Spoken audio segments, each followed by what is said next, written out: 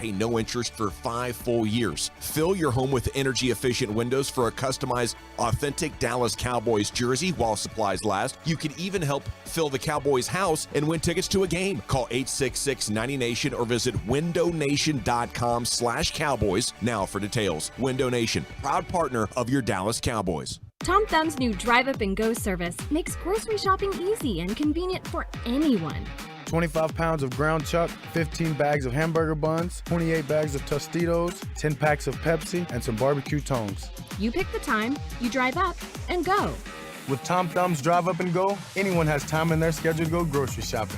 Just a few clicks away, and you can feed your team. Everyone can be a grocery pro bowler with Tom Thumb's Drive Up and Go.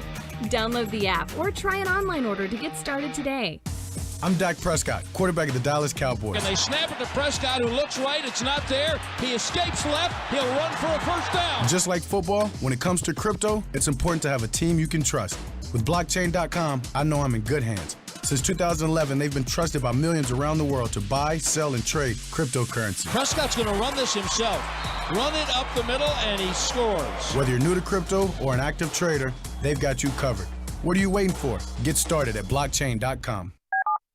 This is the exclusive home of Dallas Cowboys football. KRLD FM and HD1, Dallas, Fort Worth. Let's go, Cowboys. Always live on the free Odyssey app.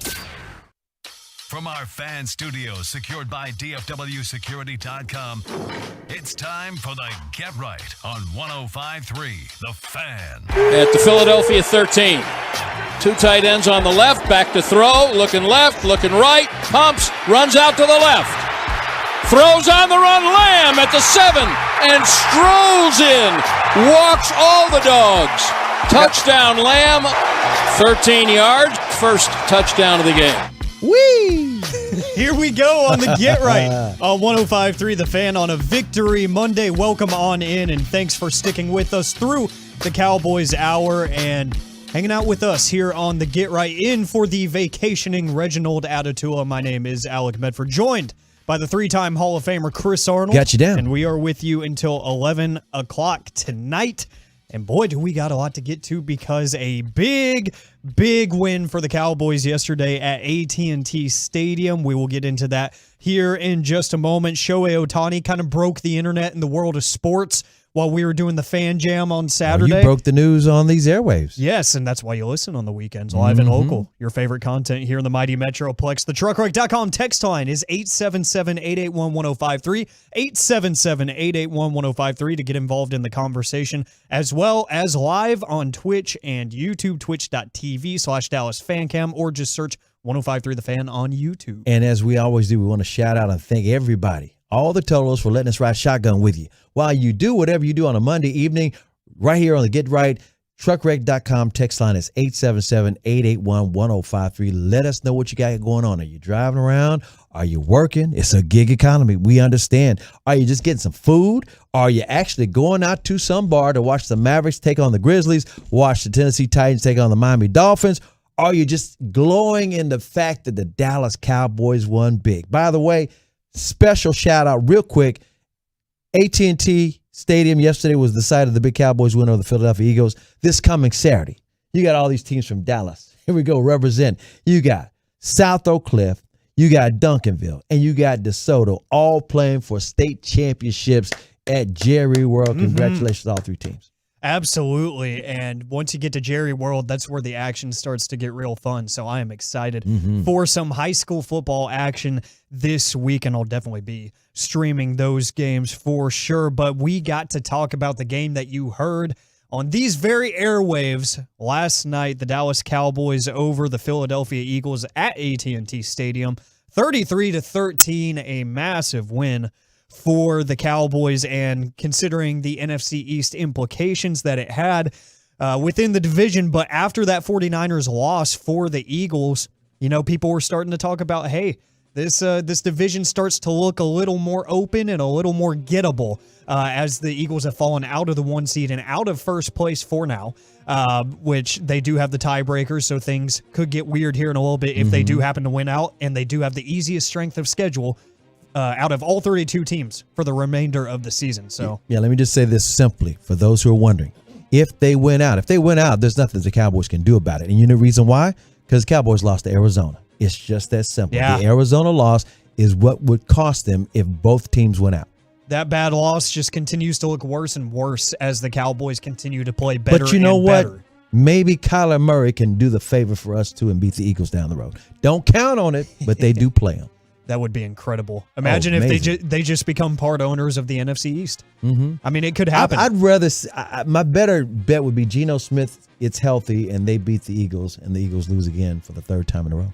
That would be great. And I don't think the Eagles are playing that great football. And I think momentum, even though Reggie is not here, I'm going to say what I want here because momentum is absolutely real. It is very I'm real. only saying that because Reggie is not death staring me right now. Reggie is one of these flat earth people. When it comes to momentum, he thinks there's no such thing. You cannot explain how things happen in sports. Reg, he says that to get the attention because Reg is one of the smartest people I know in life, but he likes to debate that topic because he's got some ready-made answers. Yeah, that's true. But momentum does exist. But you know what? Even though he's not here, we're going to keep some of his traditions alive. Of course. Including our opening segment here. Who hooped? Who hooped? Who had the best performances yesterday for the Dallas Cowboys? 877-881-1053 to get involved in the conversation, as well as Twitch and YouTube, because there was some great individual performances in this one. There really was. Here's some of the text coming in real quick. 254 says, hey, CA and Alec and Rigo, I'm headed to work, and then I'll be driving my big truck up to the Panhandle, and I expect y'all to take me along, and I also will take y'all along at least until 11 o'clock. Thanks, buddy. Appreciate you very, very much. Honk that horn. Boop, boop. Kenny and Quinlan. What's up? Says, listen to you guys and watching my fantasy football points. Great show from Kenny Rock and Roll Tequila. 214 says, grabbing a bite to take home and rewatch the total domination of the Philadelphia Bengals. Or Beagles. There you go, Beagles. There you go. I saw that come up a couple times this week. The Beagles? Yeah, I hadn't heard that one before. Believe it or not, back in the day in the 1980s, there were some writers who used to write for the morning news and the Dallas Times here. Used to call them the Beagles. I like it. Mm-hmm. There's a couple different ways you could go with that. 540 says, driving a truck in Virginia, but I'll be down there for Jimmy when he goes into the Ring of Honor against Detroit. By the way, for those who haven't been keeping up, do you realize, I mentioned this in the crosstalk, the Dallas Cowboys have not lost the game since Jerry Jones announced that Jimmy Johnson was going into the Ring of Honor. I'm just saying. The curse has been lifted. Can I give you a conspiracy theory? I heard this at the game last night. I was at the game, covering the game. Did you know there's a cameraman named Bob? I'm going to keep his last name silent, but a lot of guys know who Bob is. He's been covering the Cowboys for years.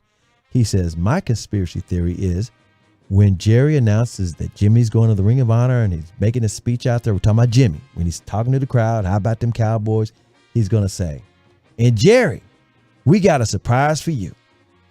Pull that string. And then Jerry and Jimmy's name will go up there at the same time because Jerry wouldn't have it any other way. And I'm like, oh my God. Man. That's sick. Honestly, I can see it. I can see it too. I can see it. That's why I had to bring it up. Like, I'll be there. Watch that happen. All right, so let's answer the question. Let's answer the question. Who hooped? Who hooped? Because there was a few different people, and we're already getting some response here on the truckrick.com text line. Brandon Aubrey and Stephon Gilmore from the 812, from the 817. Rico Dowdle was their MVP. He got that touchdown. That wasn't a touchdown at first, but then they reviewed it, and sure enough, in that sea of humanity that is both of the offensive and defensive line, I think that might be the biggest matchup just in terms of size you'll get in the NFL all year, because the Philadelphia Eagles have some massive defenders, and then the Cowboys have some massive humans on the offensive line. That probably was pound for pound the biggest matchup in the trenches you could have seen this NFL season. So it's understandable that the officials didn't quite see it at first, but upon review, you got that overhead shot. Dowdle just stayed alive, kept the knee off the ground. It was an incredible run. What's so amazing about the officials not getting that right is that the officials for this game, they were 7-0 when they called Eagles games. Broadus brought that up in the pregame show. I was like, oh, hell, here we go. But guess what? There are some calls. They actually picked up a couple of flags, and I was like, wait a minute. What is going on here? They're trying to be balanced? I don't believe this. But the Cowboys won that game. Yeah, it was John Hussey's crew, and he's kind of got a reputation building, not just with the Dallas Cowboys fan base, but across the NFL landscape, you're seeing a lot of people not really a big fan of John Hussey's crew because they kind of see some stuff that nobody else sees, and then they miss a lot of things on top of that. So their hindsight is very much 2020. Well, we survived them. We survived. 15 straight at AT&T Stadium now. That's all we can ask for. So, who hooped for you? Who is your number one performer? I'm going to co-sign with the 469 who said Brandon Aubrey is my pick for best performance. Brandon Aubrey, who Dak Prescott has nicknamed Butter because he's so smooth. He has now made 30 consecutive field goals for the Dallas Cowboys. When I talked to him in the locker room after the game, we're going to hear some of that audio later in the show, so be sure to listen for this. Homegrown has not missed a field goal since the third game in the USFL. And for the Cowboys, and I'm going to give Mike McCarthy credit on this because you don't think about the coach, you just think about the kicker. Not only did he ask him to kick a 60-yarder, they gave him some breathing room. He had him come back again and kick a 59-yarder. Thus, he became the first player in NFL history to kick 2 59-yard plus field goals in the same damn game. And then for measure, he kicked a 45 and a 50-yarder after he kicked 4 field goals, which allowed the Dallas Cowboys to make NFL history. The NFL history that they made, they became the first team in NFL history to score at least 30 points in each of their first 7 home games to start a season. How about that? And that's because of Brandon Aubrey. Yeah, we were talking about it with G-Bag during Crosstalk a little over an hour ago that, look, this guy literally was a first-round draft pick in the Major League Soccer draft. Yeah. And was, for lack of a better term, a failure. It didn't work out. That's why he quit. Yeah, he could not make a career there, just did not play. He wound up doing some, not insurance, but some kind of technology work. Yeah, and at 28 years old, he gets picked up by the Cowboys, and Broadus was telling us when we were out there in Oxnard, a lot of footballs came close to hitting us 15 yards away from the goalposts where we were set up, and he just had, just like everybody else, had no faith in the guy. But something changed as soon as they got rid of Vizcaíno, the other kicker, and they just eliminated the competition, said, you're the guy. Right. A confidence kind of came about Brandon Aubrey, and now he's automatic. He's automatic. It's right down automatic. The middle. I mean, it's right down the middle of the crossbars, and he's always got distance, too. It's not like he barely makes it. It's never an adventure. That's the thing. That's why I think the reason why Dak calls him Butter, because it's just a smooth 1, 2, 3, boom, and it's good. And by the way, the last game against Philadelphia, I'm not going to say he cost him that game because he didn't really, but he did have a penalty because one of his kickoffs didn't make it into the end zone, and the Eagles started at the 45. Love me some Brandon Aubrey. Me too. Homegrown. You know who else and a lot of the truckwreck.com text line loves?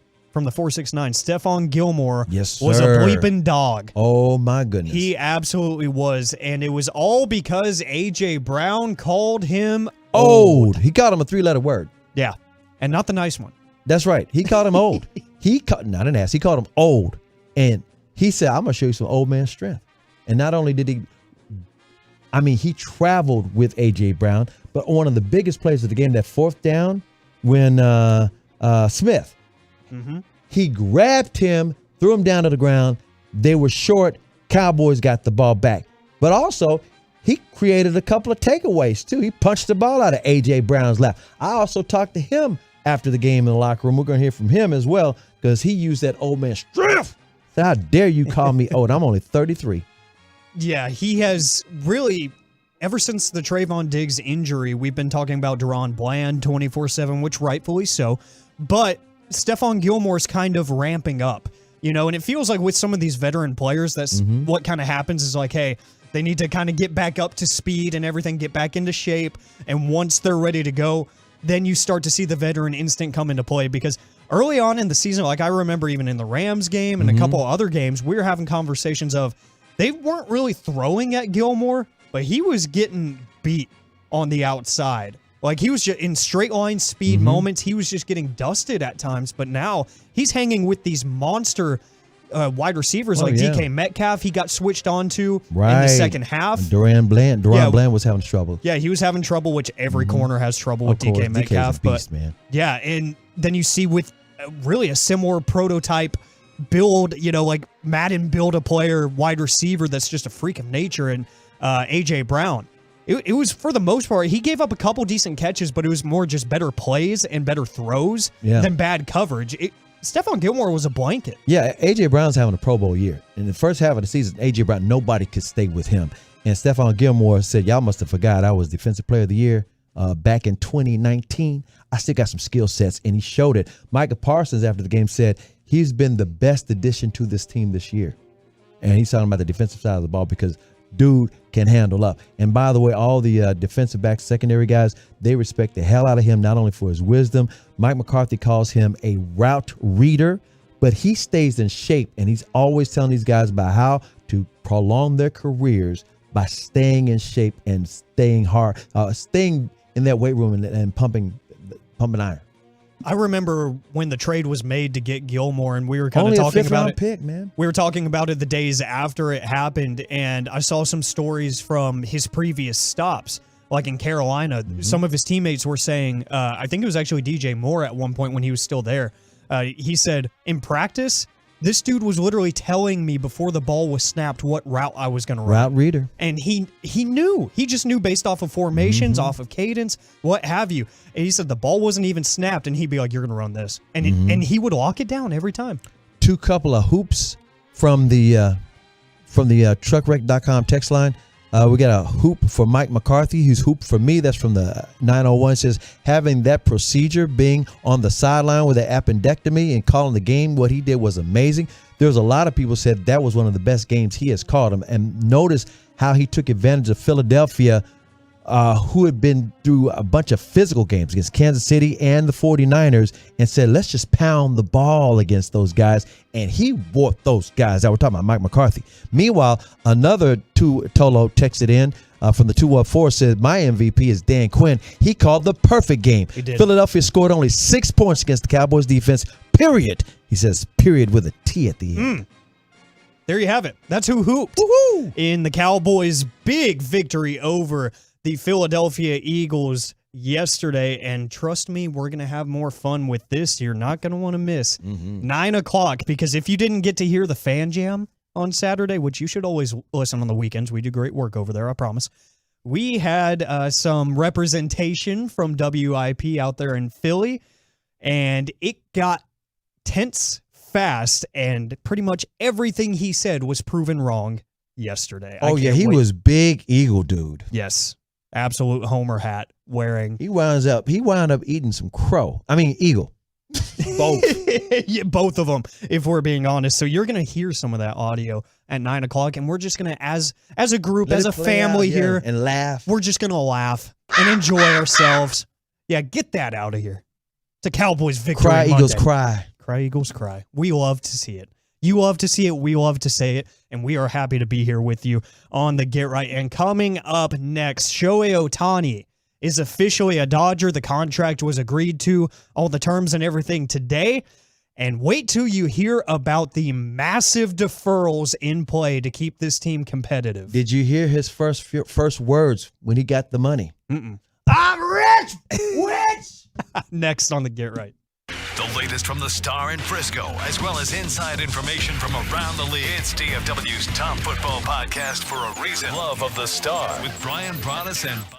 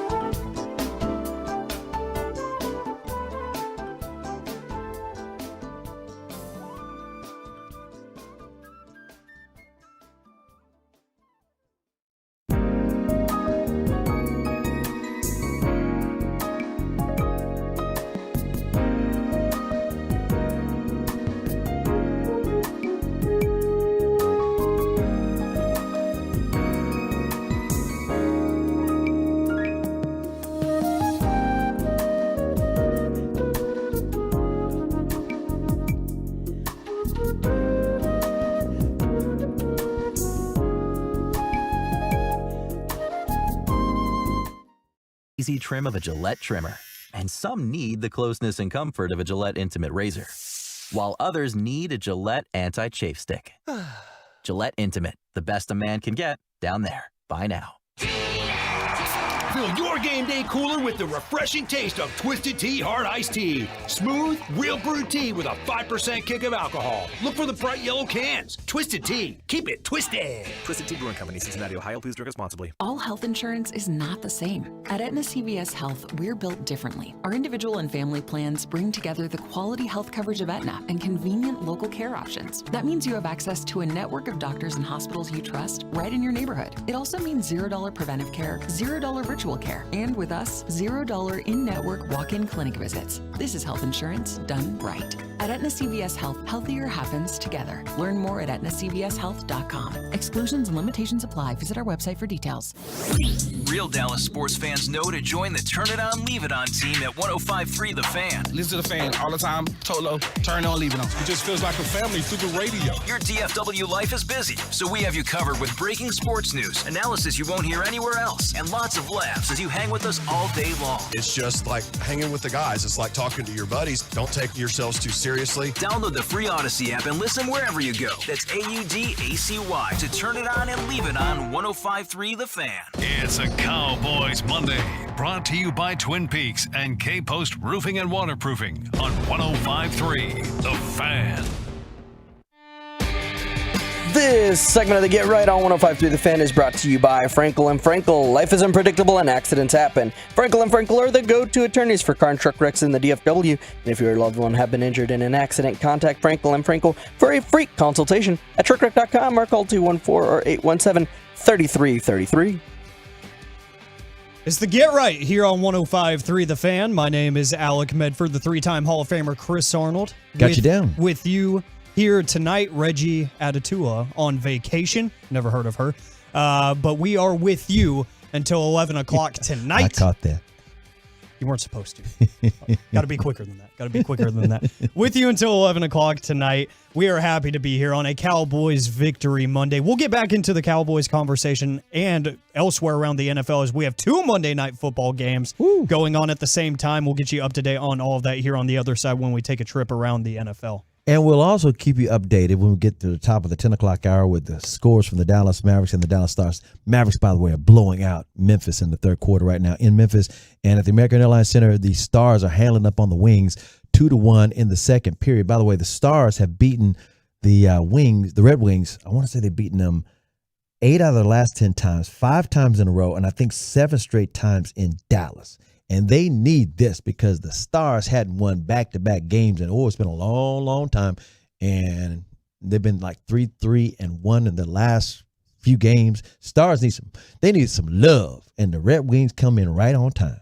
Yeah, and it would be an impressive win too because the Red Wings are actually playing some pretty good hockey this year. Yeah, so they're 14-8-4. Yeah, so Stars 15-8-3. They're no slouch this year. So if they could get a win against a winning team at the AAC, that would be nice. Yeah, what I was going to say was that the Stars are playing their 8th game in the last 14 days.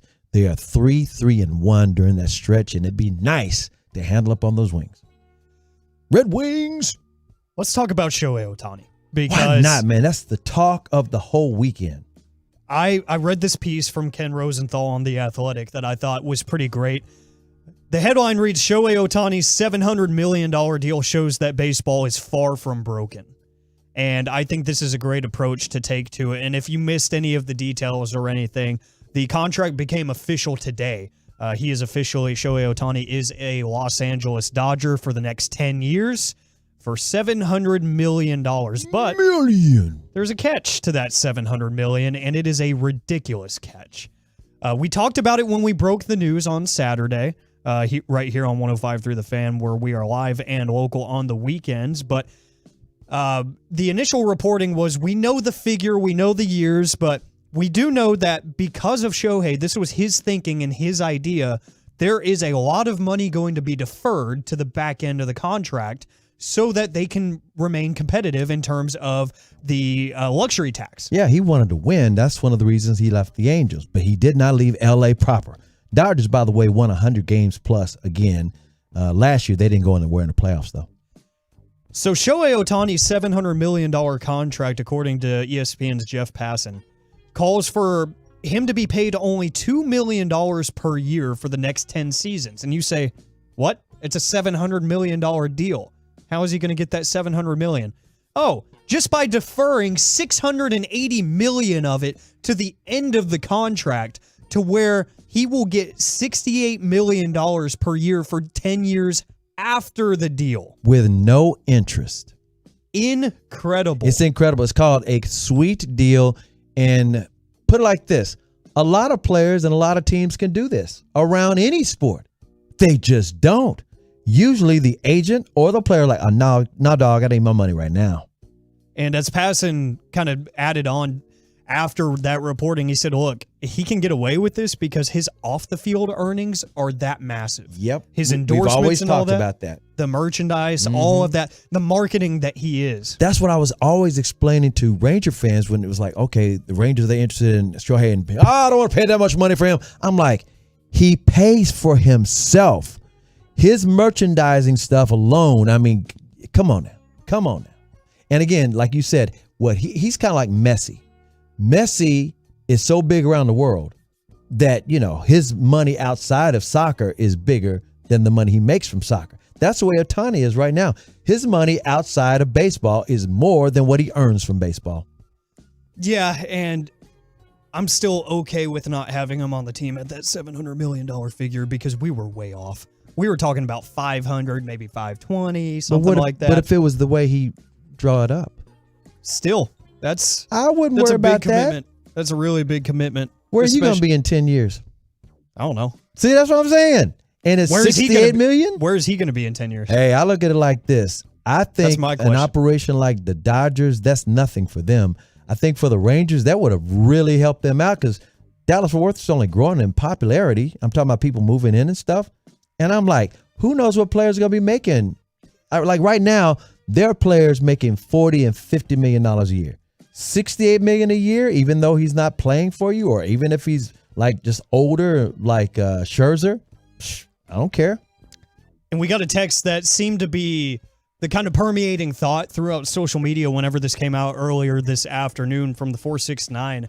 It's luxury tax fraud and regular tax evasion. I'm absolutely shocked they allowed this, and this crushes small market teams at ever landing big free agents. Well, they absolutely do allow it because it is literally in the CBA for Major League Baseball. If you go to Article 16. There you go, 469. Read it for yourself. It says deferred compensation, and it's very brief. It straight up says there shall be no limitations on either the amount of deferred compensation or the percentage of total compensation attributable to deferred compensation for which a uniform player's contract may provide. That's all it says. It literally says, there's no limit, go crazy. So they allow it and they endorse it. Right. And as far as the crushes the small market teams argument, I always argue back. You can throw money at a lot of players and won't win a damn thing, New York Mets. New York Mets. Exactly. It's how you do it. Kansas City Royals are a small market team. Guess what? Kansas City Royals won the World Series a few years ago. It can be done. Oh, not every team in the small market budgets their team like the Oakland Athletics. You follow where I'm going with this? If you know what you're doing and you have the right, and again, nobody told the Tampa Bay Rays to just trade off or not trade off, let their best players go. And guess what? The Rays went to the World Series, should have beat the Dodgers in the World Series, but guess what? Their manager decided to do the analytics and pull the pitcher when he wasn't even tired. Well, I mean, look at the Arizona Diamondbacks, who you just played in the World Series. There you go. They had the 9th highest payroll in the playoffs. There you go. So don't get caught up in, it crushes the small market teams. If you know how to build a team, you can overcome the big money rosters of the Yankees and the Mets and the Dodgers. So that was the information that we got about it today. But the overlaying theme that I loved from Ken Rosenthal is that this just proves that baseball is far from dead because it's kind of projecting, but obviously the money figure is huge for baseball. It's huge for Shohei Ohtani, but it's huge for baseball and it's huge for their marketing because what are they doing here? What are the Dodgers doing by signing Shohei Ohtani? Not only are they getting one of the best players, if not the best player we have ever seen play the game, but two, they are getting an international sensation. Yep. And what are you doing by taking a just anomaly of a human being and of a player and taking him from a very bad team that does not get much national coverage at all because they are never competitive in the Angels and putting him with the world-class organization of the LA Dodgers? You are putting him on national TV at least once a week now, if not more, and you are putting him just in front of more faces, and you're putting him in more places, because I guarantee you the Dodgers are going to market him better than the Angels ever could have. Even with that extra money that was coming in because of Ohtani's name, the Angels still won't be able and never would have been able to put him out there the way that an LA Dodgers team can. It's no different than Shaq leaving the Orlando Magic and going to the Lakers. I mean, he took the Orlando Magic and Penny Hardaway as far as they could go, but when he went to the Lakers, he became even bigger. And that's what's going to happen to Ohtani. And the other thing about Ohtani and the Lakers and why this marriage works for them, it's creating a portal to Japan. It just really is. Yeah. It's like they're watching how the Dodgers showcase him, handle the talent, and all these pitchers and star players from Japan. Yeah, they're going to go to the most money in the United States. But at the same time, they say, you know what? I think the better deal might be with the Dodgers because they know how to market me worldwide. They know how to handle it. In other words, it's like in the NFL. Somebody wants to do a deal with the Cowboys. Jerry knows how to make some deals. You follow what I'm doing? Yeah. If you're like, okay, I got a name, but I want a big brand. I want somebody who can handle my brand. Well, the biggest brand in the world is the Dallas Cowboys. That's the most valuable franchise in all of sports. Dodgers, one of the most traditional and biggest brands in all of baseball. And Shohei Ohtani, not only did he do some things that Babe Ruth didn't even do, I mean, he took it to another level. He's your reigning American League MVP. People forget about that. They just act like, okay, this guy was just hurt the second half of the season and he won't be able to pitch next year. And whoa, that's a lot of money. Guess what?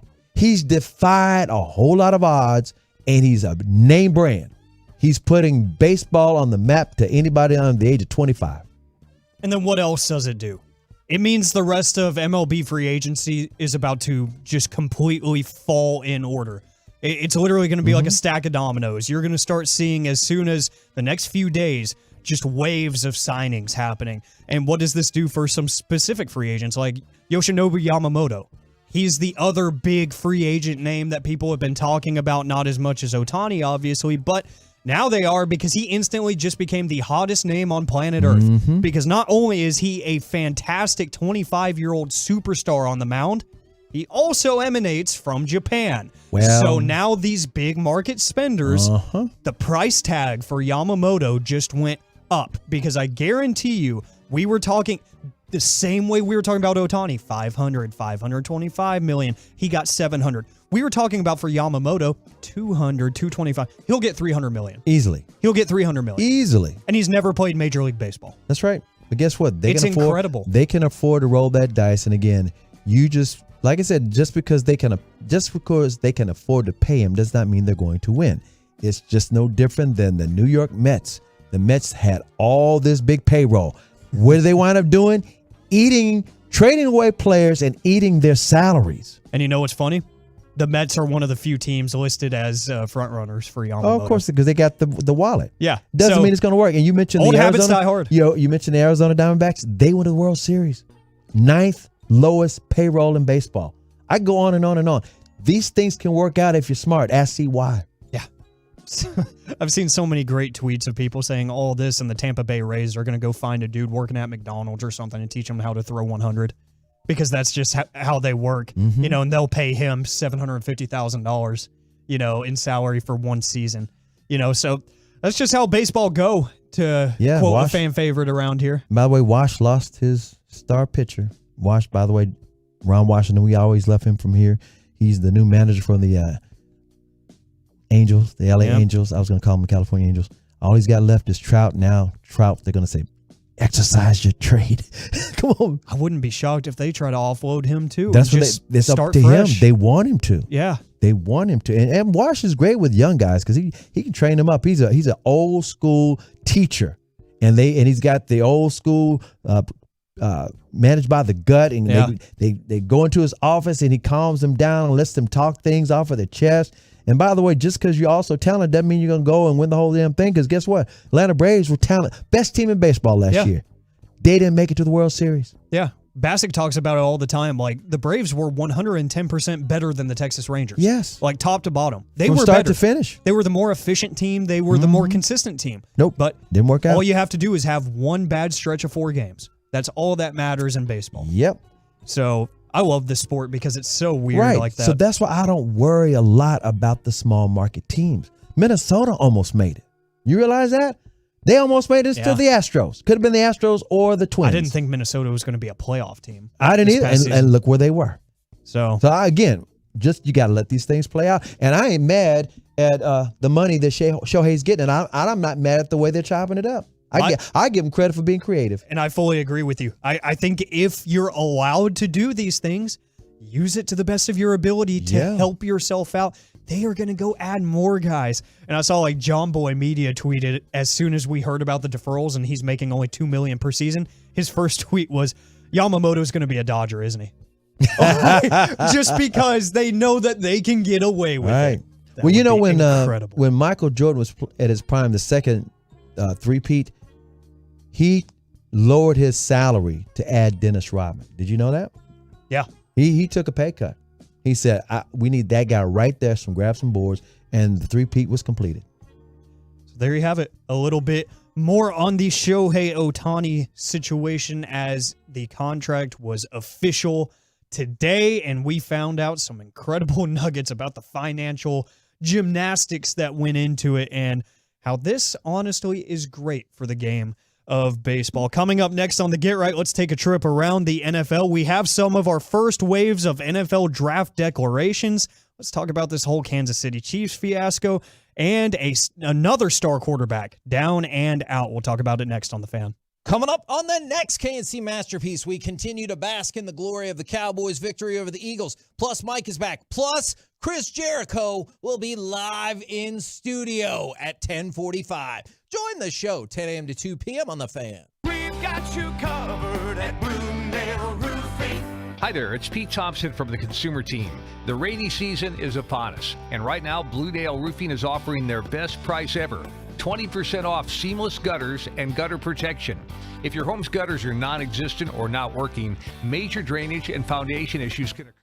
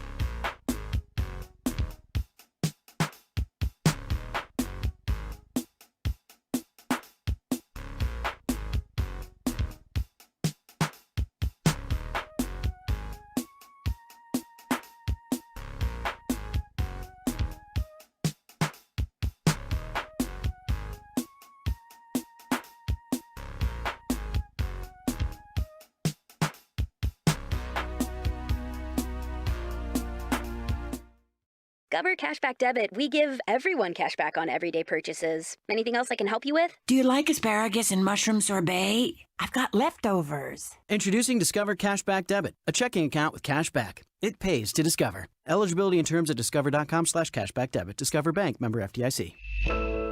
A lot of schools talk about training the cybersecurity workforce of the future, but do they really deliver? My Computer Career has been supplying the IT workforce with thousands of skilled, certified pros for 15 years. Train with the experts in support, networking, or cybersecurity, and start your career in months, not years. Upskill even faster on campus or live online. Qualified students may get financial aid, including the GI Bill. My Computer Career, accredited, acclaimed, effective. Take the free career evaluation at mycomputercareer.edu. Boomer Esiason is on the Fan. Check out Kickoff, getting you ready for every game. Sunday mornings at 7 on the Fan. Presented nationally by Casamigos Tequila. Casamigos, brought to you by those who drink it. And Lowe's. Lowe's knows home improvement. It's Boomer on 105.3 The Fan. This segment of the Get Right on 105.3 The Fan is brought to you by Classic Chevrolet. Classic Chevrolet is leading the way to finish the year number 1 in America. They're racing hard with a year-end savings on over 400 Silverados. Shop them all at ClassicChevrolet.com. This is Texas. This is Classic Chevrolet. Find your roads and relax and enjoy the difference. Back here on the Get Right on 105.3 The Fan. My name is Alec Medford, joined by the 3-time Hall of Famer Chris Arnold. Got you down. Reginald Atatula on vacation for the week. Much deserved. He'll be back and rocking with you guys next week. But until then, you're stuck with me. So how about you'll that? be holding it down for a few days. A few days. In fact, you and Blake are doing some Young Guns thing tomorrow, right? Yeah, tomorrow 7 to 11 full show. Then you and me again on Wednesday. Mm-hmm. Short show 8 to 11 after Cowboys Crosstalk. And then after that, taking a little time myself as I'll be working every single day. Yeah, man, it's nonstop. I just get in a rhythm, and I kind of can't stop. Mm-hmm. Reg will be back next week. Yes, and I had to stop because I got to graduate on Friday. That reminds me, we have a Tolo that texted. I was going to shout him out. Yep. Yeah. Had it pulled up from, I believe it was the 817. Love listening to y'all. I finally graduate at UNT this Friday, so shout out to you. Congratulations. So you're graduating from UT Arlington. And Blake is graduating from UNT. And you guys are graduating 2 days in a row, back to back? Yeah. Yeah, literally that's crazy. A day apart. And I'm actually going to be out there in Denton for the graduation ceremonies when he's because you got friends? Yeah. So look out there. And y'all didn't even know each other before he won the Fan Phenom or anything? Yeah, we've known each other for like 3 weeks. Well, the show sounds great. Well, appreciate it. You can hear the Young Guns 7 to 11 tomorrow on the Get Right. Let's take a trip around the NFL where we do have not one but 2 Monday Night Football matchups tonight, which for no good reason, if we're being honest. And the funny thing is, one of them we can't even get in the studio here because of the stupid contract negotiations between ABC and whoever the hell. So we can't even watch. Yeah, that's right. I tried to put it on the TV in here. We can't even watch Green Bay versus New York. Right now, the Packers lead the New York Giants 10-7. A rough go of it so far for Jordan Love. He is scoreless and has an interception to his name, 13 of 20, 116 through the air. Tommy DeVito not doing much either, 7 of 10 for 48 yards.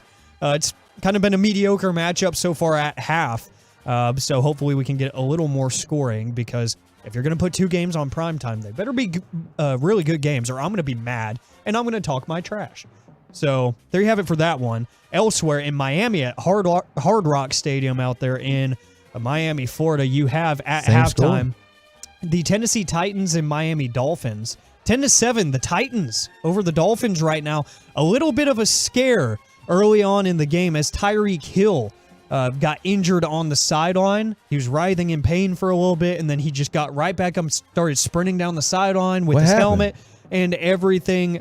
So he is now listed as questionable. I believe it was a leg injury. And so he was listed as questionable to return at half. Don't know if he ended up returning to the game before the half, but there's a video where he is just holding his leg and like writhing and pain, rolling around. Teammates were trying to help him up, and he was like, nope, I'm not getting up. Leave me down here. Clutching that knee, it looked like.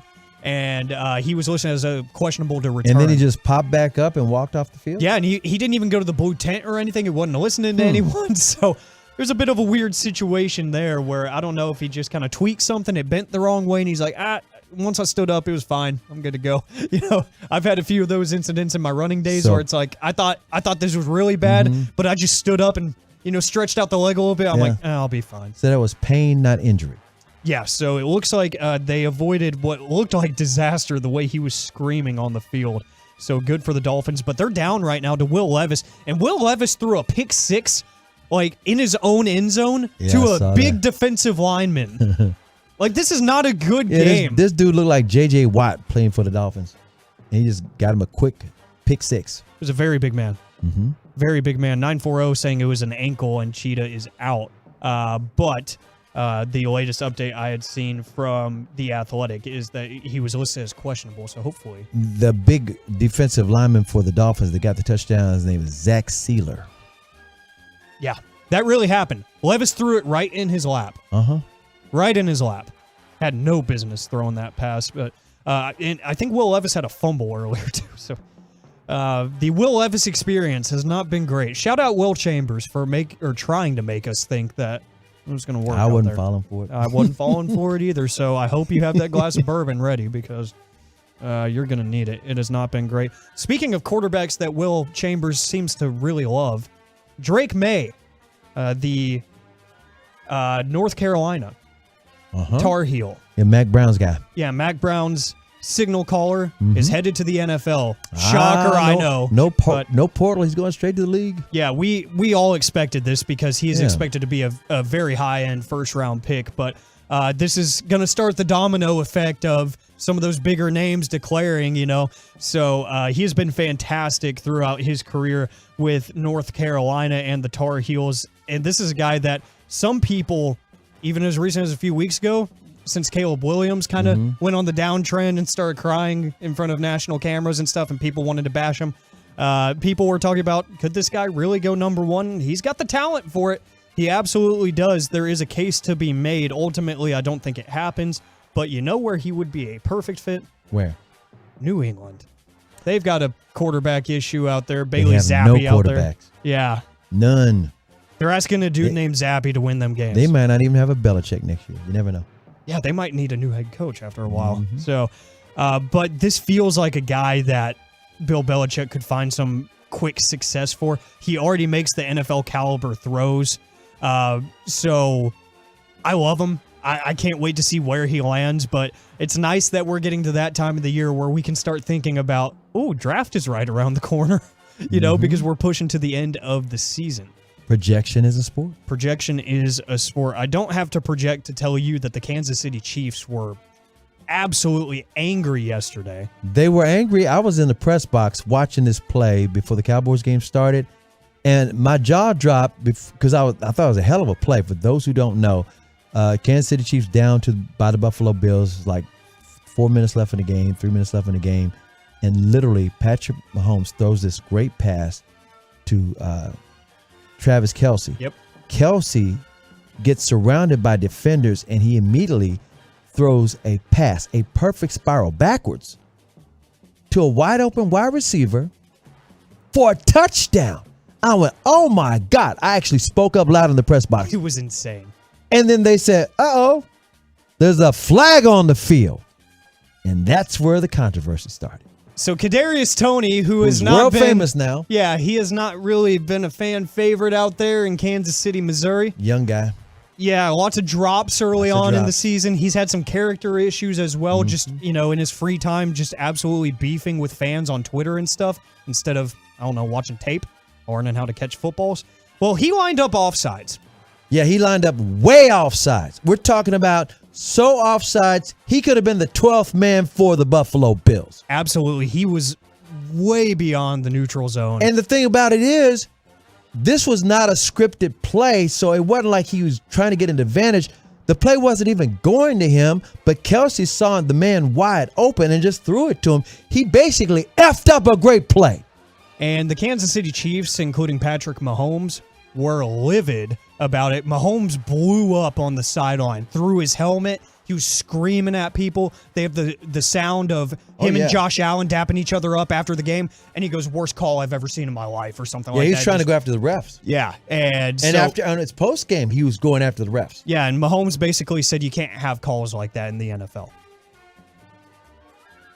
It should. I mean, it's obviously tough to swallow.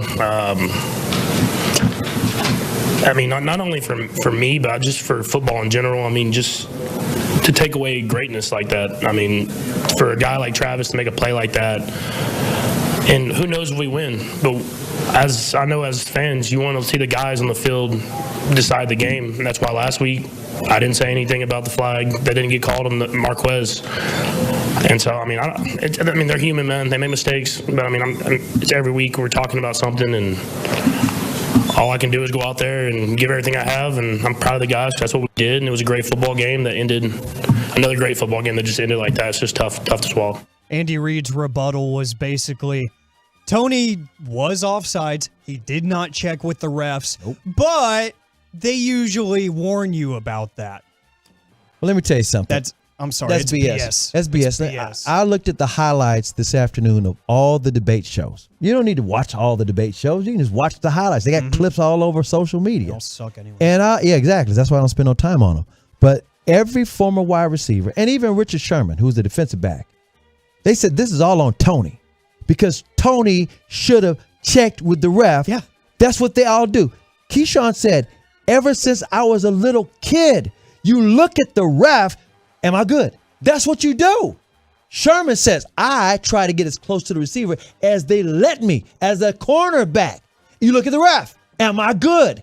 That's the first thing you do. They said this is all Tony's fault, and Tony should have been the one. In fact, they said if the referee were to just say, hey, wait a minute, guys. Hey, guys, don't snap the ball. Your receiver's offside.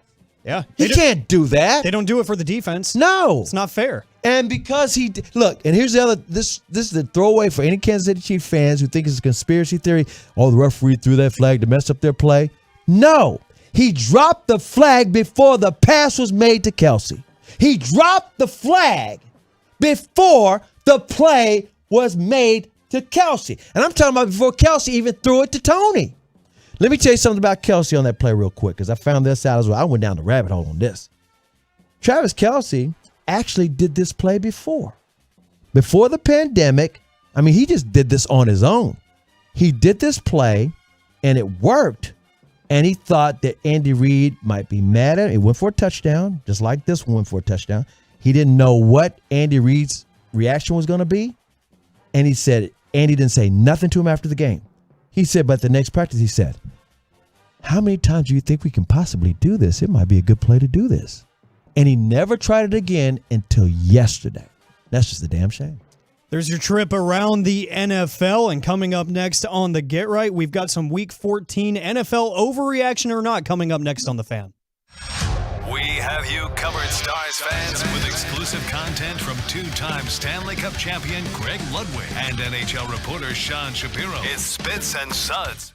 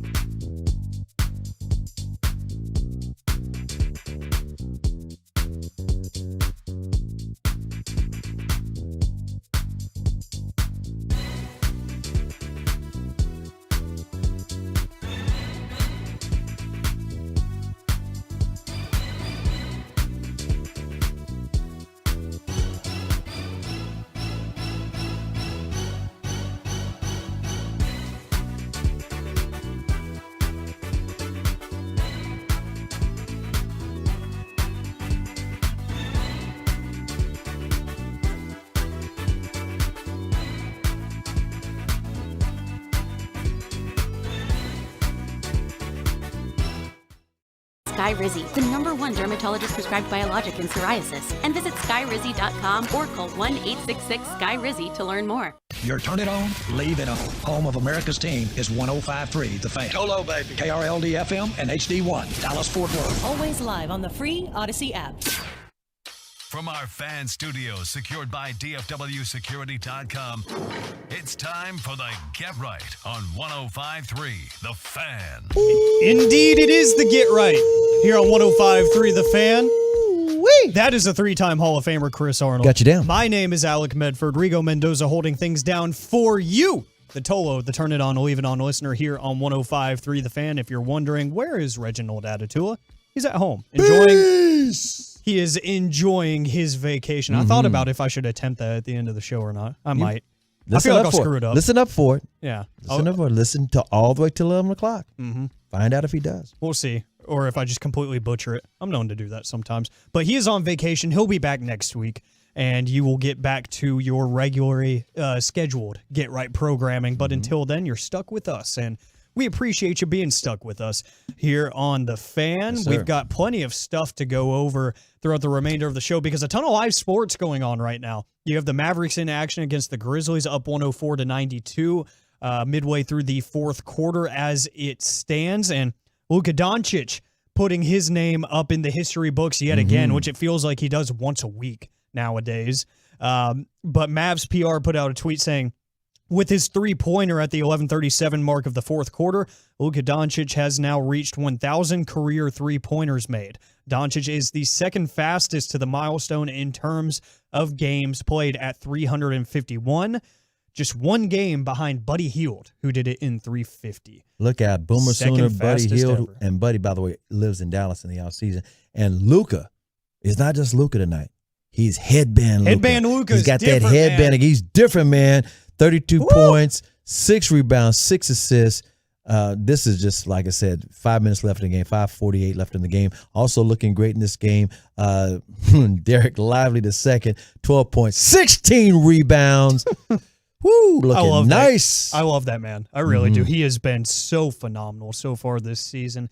And it's nice to get a little bit of a get-right game here. And Kyrie Irving still out Steal of the because draft, yeah. of his foot injury that he sustained a couple of games ago. No Tim Hardaway Jr. tonight either. Yeah, that was a late scratch. So no Grant Williams either. Yep. So this is a depleted Mavs team playing against a pretty rough-looking Grizzlies team, but they're still A very handling physical business. Grizzly team. Oh, yeah. And number 10 in defense, by the way. So the Mavericks shorthanded. They know what they needed to do, and they're actually getting it done. So there you have it. We'll keep you updated as this game will go final here in just a little bit as they're about midway through the fourth quarter. Keep you up to date on that. And, Jaden Hardy, for those who don't know, 16 points. And both of the Monday Night Football games as well, still 10-7 between the Titans and the Dolphins, and between the Packers and Giants, it's 10-7 as well. And let me throw this to everybody who's keeping up with the Dallas Stars. They're handling up on those Detroit Red Wings at American Airlines Center 4-2 with 16 minutes 31 seconds left in the third period in the game period, as a matter of fact. So Stars getting done, and hopefully, like I said, this will help them turn the corner, because they lost to the Golden Knights 6-1 the other night. That wasn't pretty at all. Yeah, this is the second game of a 3-game homestand for the Stars that will wrap up on Friday against the Senators, and they hit the road again to face the Blues. So let's see if we can string some wins together, please, especially against some winning teams. And let's see if we can do some NFL overreaction or not for Week 14, as Jeff Kerr puts out his weekly overreactions and reality checks after most of the NFL action. Obviously, we still have these 2 Monday night games going on to round out Week 14 action, but we saw most of the action yesterday. Some interesting games, too, that went down across the league yesterday. And we're going to go back to the Kansas City Chiefs, because we talked about the whole fiasco with their late game. Would have been game-winning play. Fantastic backwards pass thrown by Travis Kelce as he was getting wrapped up. Perfect spiral. And then the offsides with Kadarius Toney. We just went over all of that. But another loss for the Chiefs. They're not looking like the powerhouse that they were. Still a good team. Still a really good football team. Defending Super Bowl champs. But the AFC has been really competitive at the top, which we expected. The AFC is an absolute juggernaut all around. They got the best quarterbacks. Overreaction or not from CBS Sports. the Chiefs won't go to the conference championship game this season? The way it looks right now, I think they. You know what? That's a very strong possibility. It could be the Ravens and the Dolphins. Yeah, that's what my money would be on, that exact matchup. And I would love to see that. Me too. That would be absolute fireworks. And again, nothing against Kansas City. I actually admire the Chiefs. Patrick Mahomes, one of my favorite guys to watch. But it's just not their year. It's not their year. And you know who's starting to quietly, I want to say quietly because people talk about them a lot because of their quarterback, but I don't think they're getting enough appreciation for it, the rebound that they've had. The Bills are playing a lot better too. Just in the grand scheme of things, Josh Allen's looking poised and confident again, not making as many dumb decisions. The defense has been really beat up this year, but they're stepping up in big moments. Early on in the game yesterday against the Chiefs. I'm glad you're saying this because guess what? If the Cowboys beat the Bills on Sunday, up in Buffalo, yeah, there will be haters saying, well, Bills weren't playing any good this year anyway.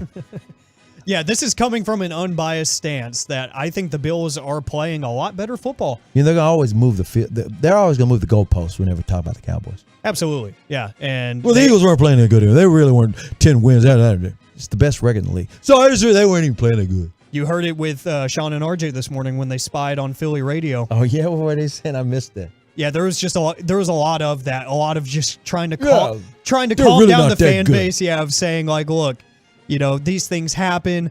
They surprisingly weren't overreacting too much. The fans were absolutely the callers that they had. It went nuts. You can check that on the 105 Through the Fan podcast page because I went and listened to it. And last time I checked, it was already at almost 1,000 downloads. It was nuts. They were doing numbers on that, and it was fun. And there was a clip that was going viral from it and everything. So, yeah, the goalposts will move. But to answer the question if the Chiefs will miss the conference championship game or not, the 214 saying overreaction. I think right now, I don't think it's an overreaction. I don't either. I think there are at least 2 AFC teams playing better than the Chiefs. But to the rebuttal, it is really hard to bet against Patrick Mahomes in the postseason. Exactly. The only thing is, it's not his fault. These 2 big games that they lost, the game against the Bills yesterday and the game against the Philadelphia Eagles, that's his receiver's fault. That wasn't his fault. Yeah. He's dropping dimes. He's doing everything he can. He's doing his job he to the can't highest catch his level own each passes. He can't not line up in the neutral zone. I do too. For the first time, I think, ever in his NFL career, I'm saying I feel bad for Patrick Mahomes. Yeah, because these are things he cannot control. Well, I will also say this. The only way you could say, well, Miami might not make it to the championship because they can say the same argument. Like, oh, they haven't played anybody. They haven't beaten anybody good. They just beat the teams they're supposed to beat. And when the Cowboys play the Dolphins in 2 weeks, one of those arguments got to go away. They do got to go away. And we'll start to we'll see what the narrative looks like here in just a little bit, after they start playing these AFC uncommon opponents, with for the Cowboys like the Dolphins and the Bills. We'll see how those goalposts move. But elsewhere, NFL overreaction or not, and just a reminder, coming up on the other side, we're gonna pull up some receipts of what happened this weekend on the Fan Jam. Yeah, we had a guy who works in Philadelphia media for WIP who was doing his podcast in our studios down the hall, and he popped in and he was bragging on those Eagles like they're undefeated. Yeah. So we're going to play back some of that and see how it aged like milk sitting in open air. It is fantastic. Elsewhere, overreaction or not, NFL Week 14 action. I think this is fun at the very least, and I think it's a conversation that does need to be had after the season ends. The NFC South champions should open the playoffs on the road because the NFC South is absolutely garbage. Yeah, it is. It is not good football. For the second year in a row. I say it's not good football, but hey, the New Orleans Saints have a higher point differential than the Philadelphia Eagles. Isn't that something? And they're like 6 and 7. Isn't the Eagles ridiculous? Haven't they won games by like a grand total of 21 points? Yeah. It's like crazy. Yeah. That makes no sense. That means, bet on them if you dare. I will also say this about the NFC South. They've been garbage for 2 years. Even when Tom Brady and the Buccaneers went to the playoffs last year to play the Cowboys, they had a losing record. Yeah. They were 7-9. Or 7-8, excuse me. 8-9. Whatever adds up to 17. You got it the third time around. There you go. 8 and 9. Math is hard. I'll give you that. But it's no secret how bad the NFC South has been. You mentioned the recent lack of success. The division champion was under 500 last year and got blown out in the playoffs. And all 4 teams in the division this year under 500. 3 teams that are tied for first in the division at 6 and 7, and then Tampa Bay holds the tiebreaker with a better record against common opponents. So every division winner, obviously, as you guys will know, gets a home game in the postseason. Yep. But should a division champion with an under 500 record be rewarded? I don't think so. I don't think that's fair. And especially if the Cowboys were to have stayed in that 5 seed, they would have been playing the NFC South. And imagine having to go play like the Falcons on the road in the first round of the playoffs. That's just dumb. Well, that's what they did last year against the Bucs. Yeah. Losing record, and they had to play it on the road, and they beat the out of them, and Tom Brady retired. I at least would have respected, like, if that were to be the matchup this year, I would have respected that matchup last year a little bit more just because you had Tom Brady on the other side. Well, not only that, because the Cowboys lost to Tom Brady and the Bucs the first game of the season, and the Cowboys had never in their lives beaten Tom Brady, ever. He had never lost a game to the Cowboys until that last game, and Dak Prescott was flawless. Unfortunately for Dak, 1 week later against the 49ers, he didn't look good at all. And that's where everybody said, oh, hell, they don't want to believe nothing the Cowboys do until they do something in the playoffs. I say this is not overreaction at all. Something needs to be done. Maybe we just need to abolish the NFC South altogether and just say bye. Because I've had enough. I've really had enough. It is so mediocre in that division. I'm over it, man. NFL overreaction or not. Or maybe they should do conferences like they do in basketball. Yeah, probably. But like some discussion needs to be had to make it competitive again, or at least reseeding. I don't know. Some sort of conversation needs to go down here in the next couple of seasons. Overreaction or not, Jake Browning will get the Bengals to the playoffs. The quarterback. That's overreaction. And the reason I say that, as much as I like the Bengals, I don't love them, and I always liked them a lot because of Joe Burrow. Don't get me wrong; he's surprising people and winning the game here and there, but that division is tough, and I don't see how they're going to get out of that division. I think Baltimore and Cleveland, the only teams getting out of that division. What Browning has been able to accomplish in his 2 starts with the Bengals has made him a more than adequate replacement, which feels so weird to say because I had no expectations nor any faith in that man to take over for Joe Burrow. But not only did he save the Bengals season last Monday against the Jaguars, he threw for 275 yards and 2 touchdowns with an interception in Sunday's win over the Colts. And that's 2 teams that entered the contest. The 2 teams that entered the contest that were in the AFC playoff field when facing the Bengals, and Cincinnati beat both of them. So, I mean, they're stacking up important wins against those common opponents. They may be, but that doesn't mean they're going to the playoffs. I think they could. Okay, so I don't think what teams are coming out of the division for you? Oh, man. Out of the whole AFC? No, that division. I already told you, I've seen Baltimore and Cleveland. I think Cleveland's defense is so good. Yeah, but I could see Cleveland falling apart just because of the quarterback play.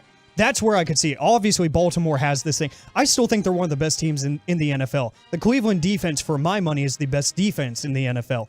But if they're going to run Joe Flacco out there each week, I still don't know what to expect. I still don't. Wasn't Joe Flacco the quarterback of the Baltimore Ravens who had the best defense in the NFL that year? I don't want to talk about that. I'm just saying. I don't want. He didn't have to be. They pulled him off the couch. Oh, I know. I'm just saying they brought him off the couch, off for his mind.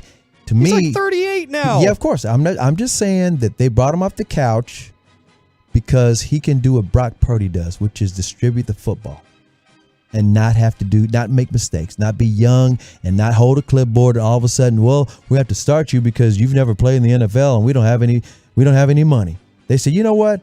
You still know how to let a great defense carry you and not suddenly say, I want to sling the ball around. We'll see how it plays out, but that's my logic. I'll put it this way. I don't think it's an overreaction to think that it's possible. Obviously, it's probably unlikely. But I don't think it's dumb to say, hey, it could happen. It absolutely could. And one more before we get out of here, because I think this is a serious conversation that needs to be had by us in the media. The Lions will be a one-and-done playoff team. Overreaction or not. The way they're playing now, that's very possible. That is not an overreaction. I think it's very much a reality as well. Even with their 9-4 start, they have not looked anything close to a Super Bowl contender. Jared Goff is like a fumble man. He fumbles as much as Jalen Hurts right now. I think Jalen Hurts has fumbled in like 7 straight games, and Jared Goff is just as bad right now. And they're going to have some tough tests going down the stretch because they are going to face teams that are 500 or better the rest of the season, including the Cowboys at AT&T Stadium, where the Cowboys have won 15 straight games. And that's the next game. That's the last game of the regular season for the Cowboys. It could be the last game, period, if they advance through the playoffs and never play a home game. That might be my personal disappointment of the season, is how the Lions have completely just let me down. They were like my spirit animal with Dan Campbell and everything. I did too. Like, if the Cowboys, all things aside here in Dallas, put them to the side, I just want Dan Campbell and his team to be successful and be happy. I want them to have fun because they deserve it. They play very hard, but now they're not playing good. They can't tackle anyone. No. They can't stop a nosebleed. On Thanksgiving. They can't stop a nosebleed. So there is some NFL overreaction or not for Week 14 action that will officially be wrapped up as these 2 Monday Night Football matchups will get wrapped up here sometime tonight, because there's some pretty slow-paced games and not a lot of offense either. By the way, Atolo has said if you're watching the Manning cast, they're watching both games, and that's how you can cheat and see both. Yeah, I switched it to that, which, I mean, it's kind of nice. It's kind of distracting, but at the same time, hey, it's one way to get both. 20 seconds left in the Mavericks game. Yeah, that one will go final here in just a moment. It's 119-110 in favor of the Mavs. We'll keep you up to date on everything happening here in the Metroplex, including the Stars game. All of that and more throughout the rest of the show. But coming up next, let's talk about Dak Prescott's MVP resume a little bit and how it's strengthened. Plus, let's dunk on Philly sports radio, because why not? Next on The Fan. Keep the volume turned up all day and night. And thanks for being a Tolo. We're DFW Sports Station 105.3 The Fan. Sean and RJ here for BetterHelp. Whether or not your family gives gifts during the holidays, you get to define how you give to yourself. And the holidays are a great time to do that. So whether it's by starting therapy, going easier on yourself during the tough moments, or treating yourself to a day of complete rest, remember to give yourself some love this holiday season, and you can do it with BetterHelp.com, HELP.com/Sean and RJ. That's BetterHelp.com/Sean and RJ. We get it. We've all heard the phrases. We've all heard people say, just man up, just handle it yourself. You don't need to talk to somebody. Now, sometimes you do. Sometimes you're out of options. Sometimes you've been trying to do it yourself for so long. Other times, you may just want a little bit of a refresher. If you're thinking about starting therapy, give BetterHelp a try. I've gone through it. Sean's gone through it. We both highly subscribe to therapy. BetterHelp.com/Sean and RJ. Today, get 10% off your first month. BetterHelp.com/Sean and RJ. Find your bright spot this season with BetterHelp. If you turn it on and leave it on The Fan, you know we're DFW sports leader on insight and original content all day long.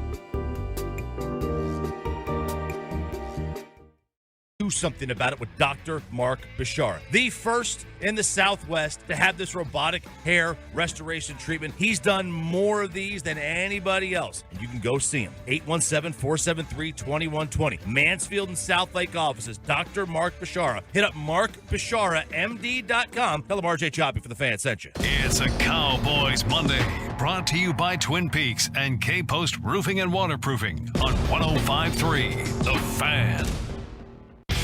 This segment of the Get Right is brought to you by Frankel & Frankel. Life is unpredictable and accidents happen. Frankel & Frankel are the go-to for car and truck wrecks in the DFW. And if your loved one have been injured in an accident, contact Frankel & Frankel for a free consultation at truckwreck.com or call 214 or 817-333-3333.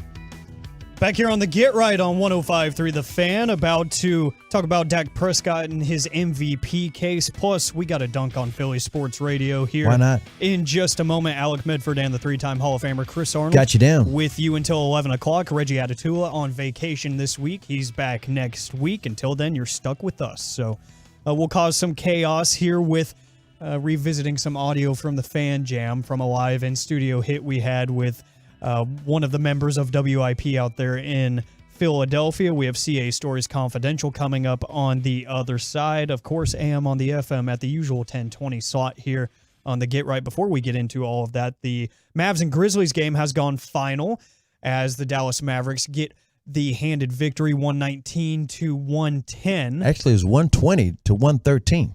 Yeah, mine still says 21 seconds or less in the game. Mm-hmm. It is 120-113. We'll give you all the details. Luka made some more history. Lively, 16-16. Luka, 35-8-6. I'm telling you, it was a nice win. Mavericks have won 14 games now. They're 14-8, and they play the Lakers tomorrow night in Dallas. The Lakers coming off of that NBA Cup, the championship, and your MVP was LeBron.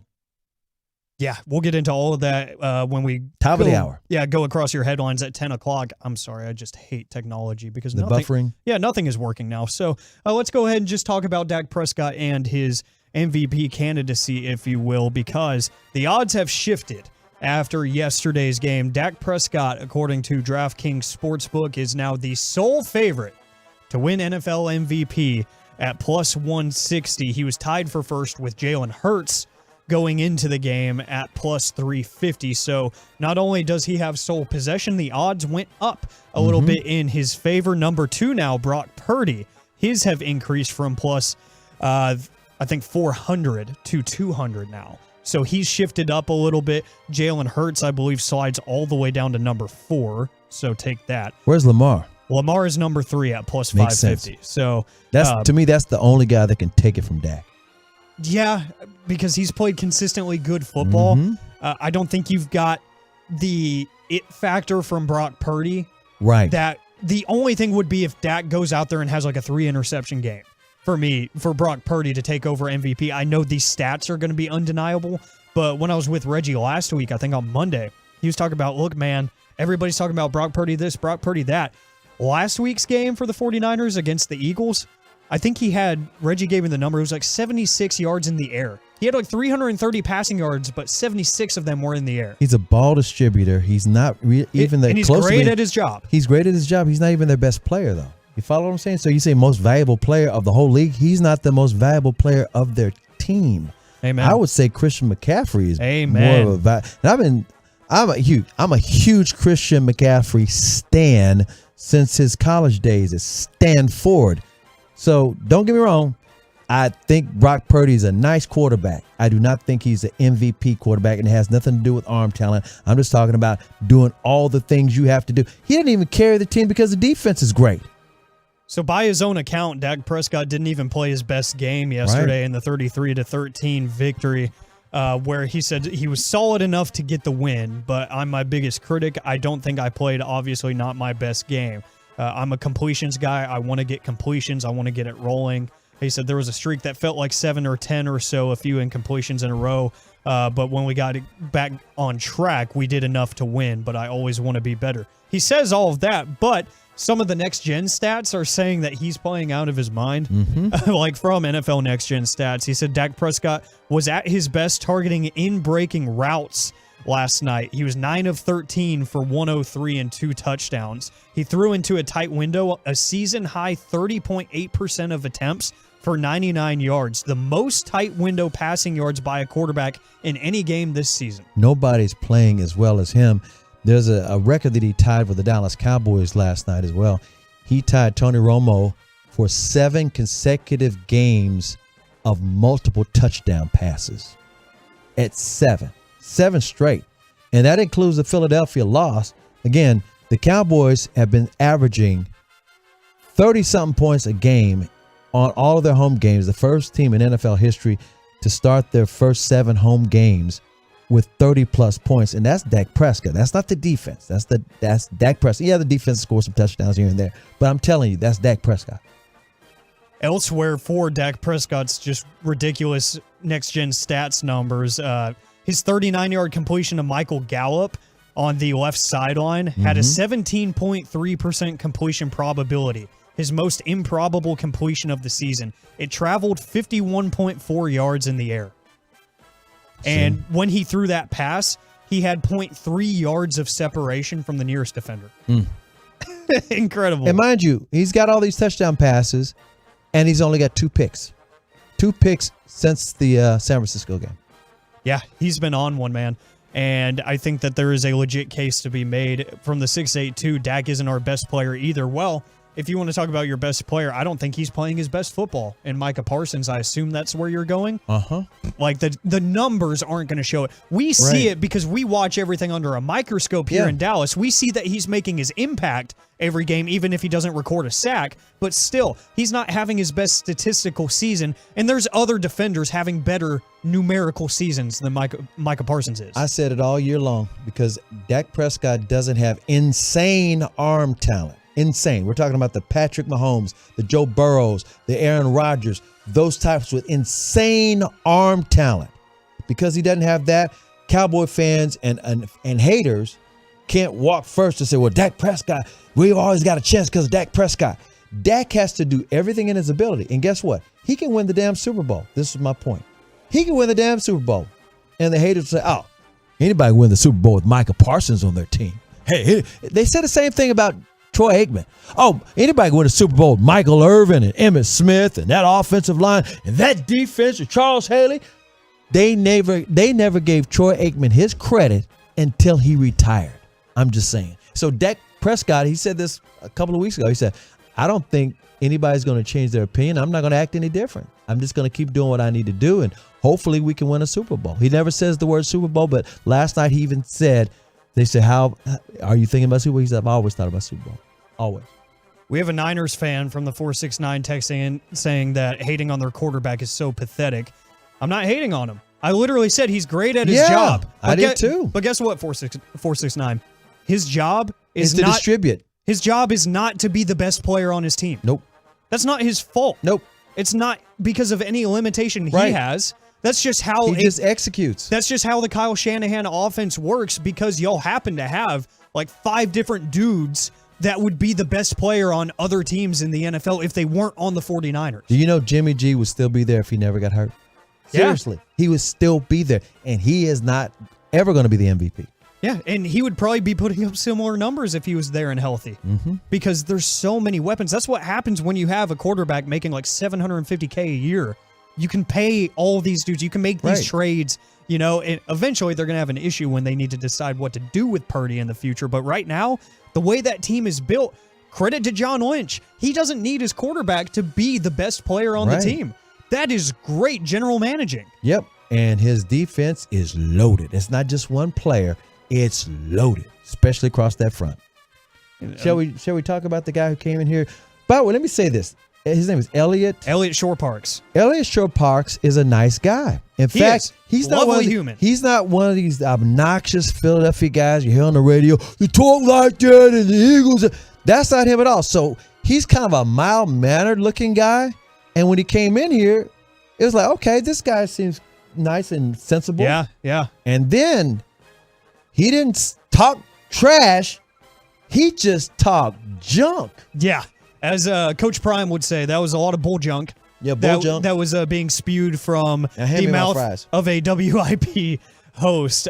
So They were here in town, him and his podcast host, because they're obviously covering the game, but they needed to use one of our auxiliary studios to record their podcast, which I'm not even going to plug the name of their podcast. You can go look it up. It's on his Twitter, because it's probably going to be a lot of madness. Just like he spewed on these airwaves on the Fan Jam at 2 o'clock on Saturday when he came in here. Like Chris said, lovely guy. Shook our hands, chatted us up during the break. He was talking about how he wasn't talking crazy, like as far as raising his voice and being, you know, he was not one of those typical guys you hear the highlights from on Sean and Art. Yeah, very mild-mannered, and he was telling us about his experiences out in Fort Worth, going out there and exploring and stuff. It was like, oh, he's enjoying his time out here having fun. Cool.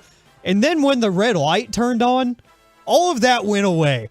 And he was talking about the 49ers. Blake asked him something about the Eagles and 49ers game. He had the nerve to say Deebo Samuel is a system player, and that's how he's gotten all of his success, this, that, and the other. But a couple of things you guys need to hear to believe, because boy, has it aged like room temperature milk. We'll start with cut 24, because talking about that 49ers game, Blake, the fan phenom, which you'll hear with me on the Get Right 7 to 11 tomorrow, he asked him, like, do you think that was an anomaly game? Because Nick Bosa said, hey, we got the blueprint on Jalen Hurts and this Philadelphia team. Since the 49ers claim that they have a blueprint now to stop this. I don't think they have a blueprint to stop Jalen. Okay. I mean, Jalen's probably the best quarterback in the league, if not Patrick Mahomes. Like he's right there. Well, the stats only back that up. I mean, he's been, I think, the best quarterback in the NFL, arguably, since week 1 of last year. So if there was a blueprint, the Niners should have pulled that blueprint out last year in the playoffs. They should have. I mean, I think Jalen didn't play well. That's what happened. The Eagles did not play well. But I do not think the Niners have a blueprint to stop Jalen. I think the next time they play the Niners, they'll win. Okay. And I don't think they have the blueprint. Jalen Hurts is the best quarterback in the NFL since week 1 of last season. And then he went on after that to say, like, would you take Jalen Hurts, or would you take anyone else over Jalen Hurts? And Blake was like, yeah, like multiple guys. Like, what are we doing here? And he said the stats only prove that. Well, the stats weren't great yesterday for Jalen Hurts, were they? 79 yards? Yeah. 79 yards passing. He actually fumbled the ball again, and push didn't work that well. So he finished 18 of 27 for $179, no touchdowns. $179. Yeah, nothing. He did absolutely nothing. He had a fumble too. And I actually like him as a human being, but he's not the MVP. Oh yeah, that's not the conversation. We're talking about the football player. What else did Elliott say? That apparently has been the best quarterback in the NFL for over a year. Stupid. You know what else he said? He said the Cowboys can't beat quality opponents. Since then, they've been either bad or injured or anything. So I don't think it means a ton that the Eagles have struggled in Dallas, because we've seen, I mean, I don't have to tell you guys, like, Dallas can't beat good teams. So ultimately, the Eagles are coming in with the best record in the NFL. I think probably still the best team in the NFL, if at worst, like top 3. And Dallas just doesn't have a track record of beating quality opponents. He has drank the Kool-Aid. The best team in the NFL marched into AT&T Stadium and did not score an offensive touchdown. Got whooped by 20 points. Not just lost the game, got whooped. And there were lots of Eagle fans who were sitting on their hands the whole game. What else did he say? That's all we got to play back, and that's all the time we have for the segment. But I just needed y'all to hear that what happens in Philly needs to stay in Philly, because obviously I've gotten to the point where Philly is not a real place. You can't convince me that. Philadelphia does not exist. I thought about going out there for WrestleMania next year. I'm not doing it. It's not a city of brotherly love. It's a city of delusion. Like, there is so many wild things happening out there, and it's all related to the sports teams. And I hate it. That is their only identity. Philly cheesesteaks and bad football. That is their identity. I don't see the hype. Ball's out. I don't see the hype. I don't. I'm not drinking the Kool-Aid on that team, because they lost by 20 points to the Dallas Cowboys. Best record in the NFL, my ass. Best quarterback in the NFL, my ass. So there you have it. Elliott Shore Parks, if you want to go find him on Twitter and show him some love. I just did air quotes there. You could probably feel them through the radio waves. But coming up next, since we got the 3-time Hall of Famer in the building, it's time for some CA Stories Confidential. Oh, we're going to switch you up. We're going to give you some CA Spots because I did a visit in the Cowboys locker room, and let's hear what the winners were saying about those Eagles. Next on 105.3 The Fan. All health insurance is not the same. At Aetna CVS Health, we're built differently. Our individual and family plans bring together the quality health coverage of Aetna and convenient local care options. That means you have access to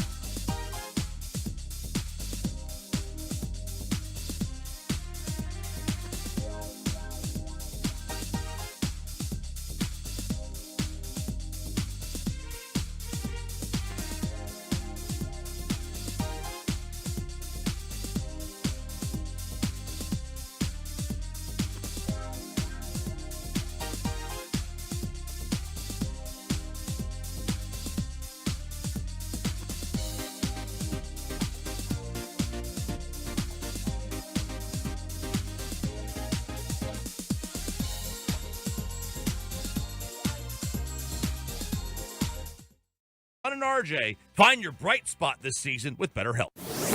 Real Dallas sports fans know to join the Turn It On, Leave It On team at 105.3 The Fan. Listen to The Fan all the time. Tolo, turn on, leave it on. It just feels like a family through the radio. Your DFW life is busy, so we have you covered with breaking sports news, analysis you won't hear anywhere else, and lots of laughs as you hang with us all day long. It's just like hanging with the guys. It's like talking to your buddies. Don't take yourselves too seriously. Download the free Odyssey app and listen wherever you go. That's AUDACY to Turn It On and Leave It On 105.3 The Fan. Good news to the good people in Roanoke. Friday, the KNC Masterpiece will be live at Buffalo Wild Wings, 3488 Highway 114. So grab an ice-cold Miller Lite from 10 to 2 with the KNC Masterpiece and have a blast. We'll see you there. Plus, tickets to Cowboys-Lions courtesy of Miller Lite. This segment of the Get Right on 105 The Fan is brought to you by Classic Chevrolet. Classic Chevrolet is leading the way to finish the year #1 in America. They're racing hard with year-end savings on over 400 Silverados. Shop them all at ClassicChevrolet.com. This is Texas. This is Classic Chevrolet. Find new roads and relax and enjoy the difference.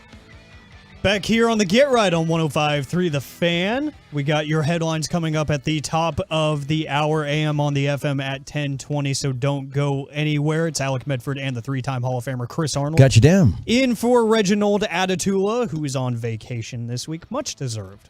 Enjoying his time off, so we are here to party with you on a Cowboys Victory Monday.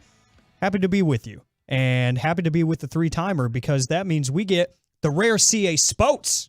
CA Spoats instead of CA Stories Confidential. And what we're going to take it is we're going to take it into the Cowboys locker room last night.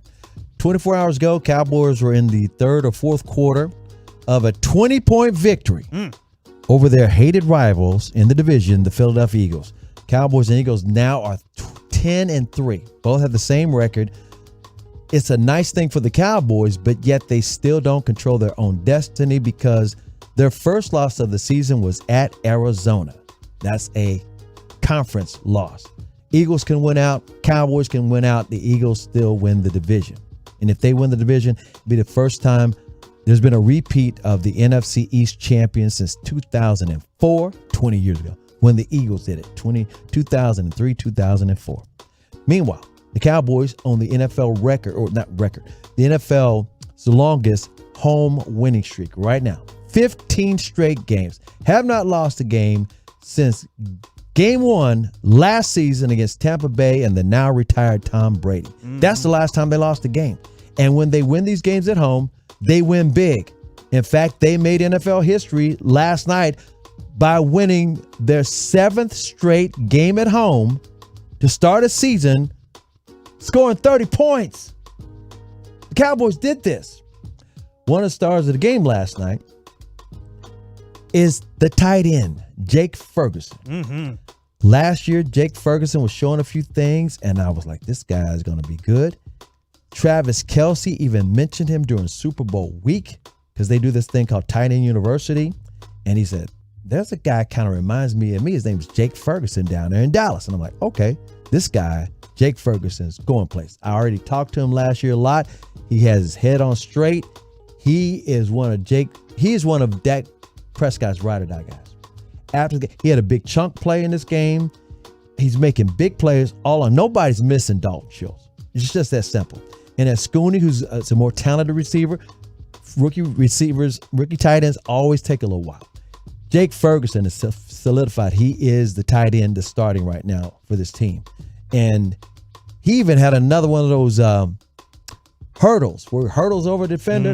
I mean, he's putting up highlight kind of stuff. Crowd just went nuts. Burgalicious. Yes, in fact, he calls himself the Big Biscuit. So I caught up with the Big Biscuit after the game. Jake, let's talk about this victory. How big was it for you guys to win this game, a divisional game? Yeah, this was a big one. Not only, like you said, divisional, but, December football. This is where you start to separate yourself. This is where, teams start to separate themselves. And I think overall this was just a great team win. All three phases, complementary football, offense helping the defense helping the special teams, all around. How did Coach hold up on the sidelines? He was doing good. I tried to give him a big hug, and he goes, soft hug. I was like, all right. But let's talk about the hurdle. Everybody wants to know about that. You've done it a couple of times now. It seems like Big Biscuit's in his business. Big Biscuit is in the air. I see them trying to tackle my legs. And, at some point they're going too low, so I got to go high. Right? And by the way, you guys have now become the first team in NFL history to score 30-plus points the first 7 games of their home game schedule. Can you talk about how the home field has been great for you guys? Yeah, I mean, Cowboys Nation, I mean, it was packed. It was loud today.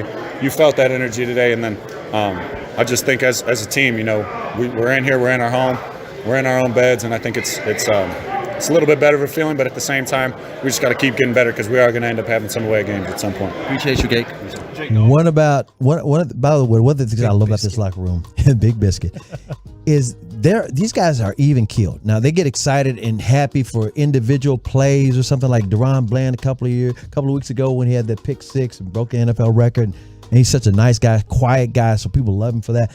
His team, there's a lot of camaraderie in there. There's no finger pointing. There's no, you go to defense and they don't really like the offense. Or special teams, they're mad at whatever. There's a lot of camaraderie. Let's go to special teams ace. We're talking about the field goal kicker. He grew up in Plano. He kicked footballs in the USFL and he was a soccer player. He haven't had a regular season job. Butter Aubrey. Yeah, Butter Aubrey. Dak Prescott calls him Butter because he's so smooth. Caught up with Brandon Aubrey.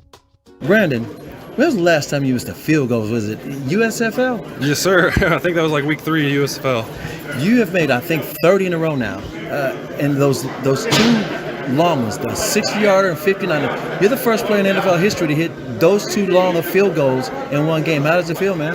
It feels good. Just to have the confidence to have the coaches call that for you in the first quarter, a long field goal like that. It means a lot. Obviously, it's a risky call for them if you don't trust your kicker. So to call it twice, it just shows how much they believe in me, and it really inspires confidence for me. And apparently, you feel good. The team loves you. Dak's giving you the nickname Butter. How you like that? Love it. Yeah, that's awesome. And how does it feel to have this victory over the Eagles, a division rival, and what it means as far as you guys now have the exact same record and what it means for you guys the rest of December and the rest of the season? Yeah, it's a good win. It's a great win. Good to beat good teams, and that was a good team that we just went out there and beat. So we just got to keep stacking them up. We got 4 more wins that we got to go get. So just keep competing for a spot in the playoffs. Congratulations, man. Appreciate it. And let me tell you this as well. The Cowboys, to a T, to a man, they feel like that game was won on the line of scrimmage, defensively and offensively. Offensively, the offensive line has been doing things, and one of the brightest stars on the offensive line is Tyler Smith, Fort Worth's own. Speaking of local guys from Plano, here got Fort Worth, Tyler Smith talking about what they did up front. Tyler Smith, it looked like y'all handled up on the line of scrimmage there. Oh, yes, sir. Yes, sir. I mean, we knew that's where it was going to start today.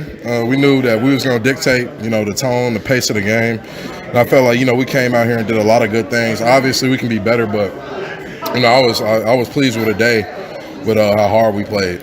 It seemed like you guys offensively mixed it up quite a bit. Probably had more runs than a lot of people expected. Oh, yes, in other words, it was complimentary football. I mean, yes. I mean, that's something that we really wanted to harp on for this game, was just dominating first and second down. Like, I feel like you dominate first and second down, you don't have to pass the ball as much. You're not forced to, be in them deep passing situations where, they like to live and things of that nature. So I'm definitely just pleased with the guys, but we still do much better. Like, we're going to see the tape, see the corrections. And what does it mean for this team to beat Philadelphia, get that 10th victory, continue the roll in all these winning games at home? I mean, it's huge. I mean, obviously, each and every week, a win is huge. But, we knew this was a big division game. And, I'm happy with how we came out here and handled business. Finally, how was Coach holding up there on the sidelines after his surgery? Oh, he was solid, bro. He's solid as a rock. We play mini-man for a reason. That'll work. Tyler Smith, appreciate you. Tyler Smith. Defensively, Micah Parsons says Stephon Gilmore was the biggest addition to this team this offseason. He was the man last night. He traveled with A.J. Brown. A.J. Brown effed up before the game, talking trash, called Stephon Gilmore old. He took it personally, like Michael Jordan. That was a hell of a victory, Gilly. Appreciate you, man. Appreciate you. We needed that one. You needed that one. You handled up on business. It seemed like it was a dominant performance. Did this thing go the way you guys hoped it to go or expected it to go? Yeah, we know what type of team we have, and we just came out and played how we know we can play, and we're getting better each week. And around this time, you have to play your best football.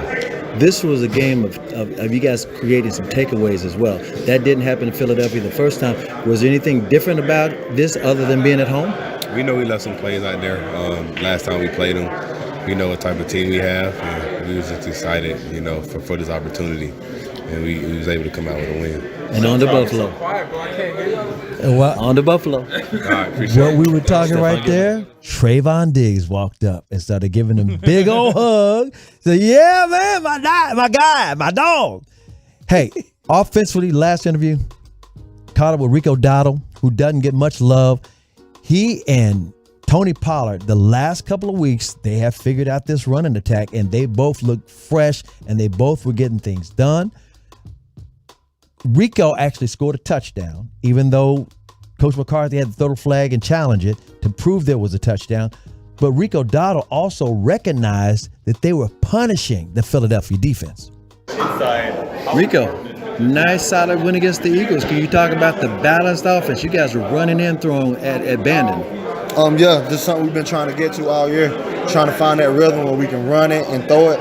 Because when you can run it and throw it at the same time means the defense really has no answer for it. And I think you guys seen that showed in the first half. Like I'm saying, we unstoppable. Let's talk about your touchdown run, because they've got a very tough defensive line, but you were able to squeeze that thing in. Oh yeah, man, it definitely was tight. I didn't know if they was gonna give it to me or not at first, but I felt that I got in from when I first ran it. So they went and reviewed it, and they gave me the TD, so can't complain, man. Yeah. Can you talk about the dominance here? You guys have now won 15 straight home games. This is insane. It's the longest streak of the NFL. In fact, you guys made history because you're the first team in NFL history to score 30-plus points in your first 7 home games. Oh, yeah, man, just trying to protect our house. That's one thing we say. You come in here, lock these doors, you got to deal with us. We got a great crowd, great fans, man, great atmosphere in there, and just trying to keep it on the road. Like I said, we got the streak, and it's all about protecting our house. Don't want to lose at home. Congratulations again, Rico Dowdle. Yes, sir. Thank you. And that's the trip inside the Cowboys locker room last night, fresh for 105.3 The Fan. Like you said, so even keel.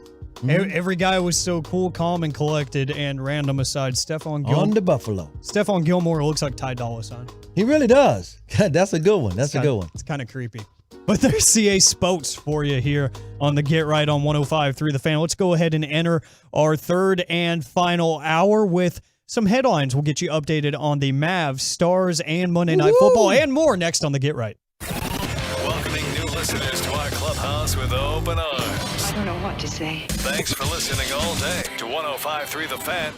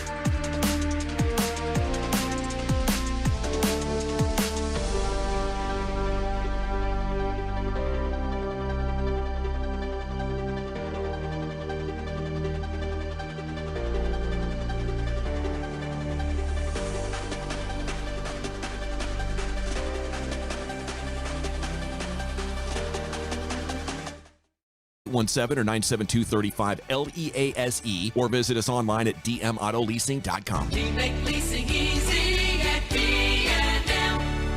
Your turn it on, leave it on. Home of America's team is 105.3 The Fan. Hello, baby. KRLD FM and HD1, Dallas Fort Worth. Always live on the free Odyssey app. From our fan studios secured by DFWsecurity.com, it's time for the Get Right on 105.3 The Fan.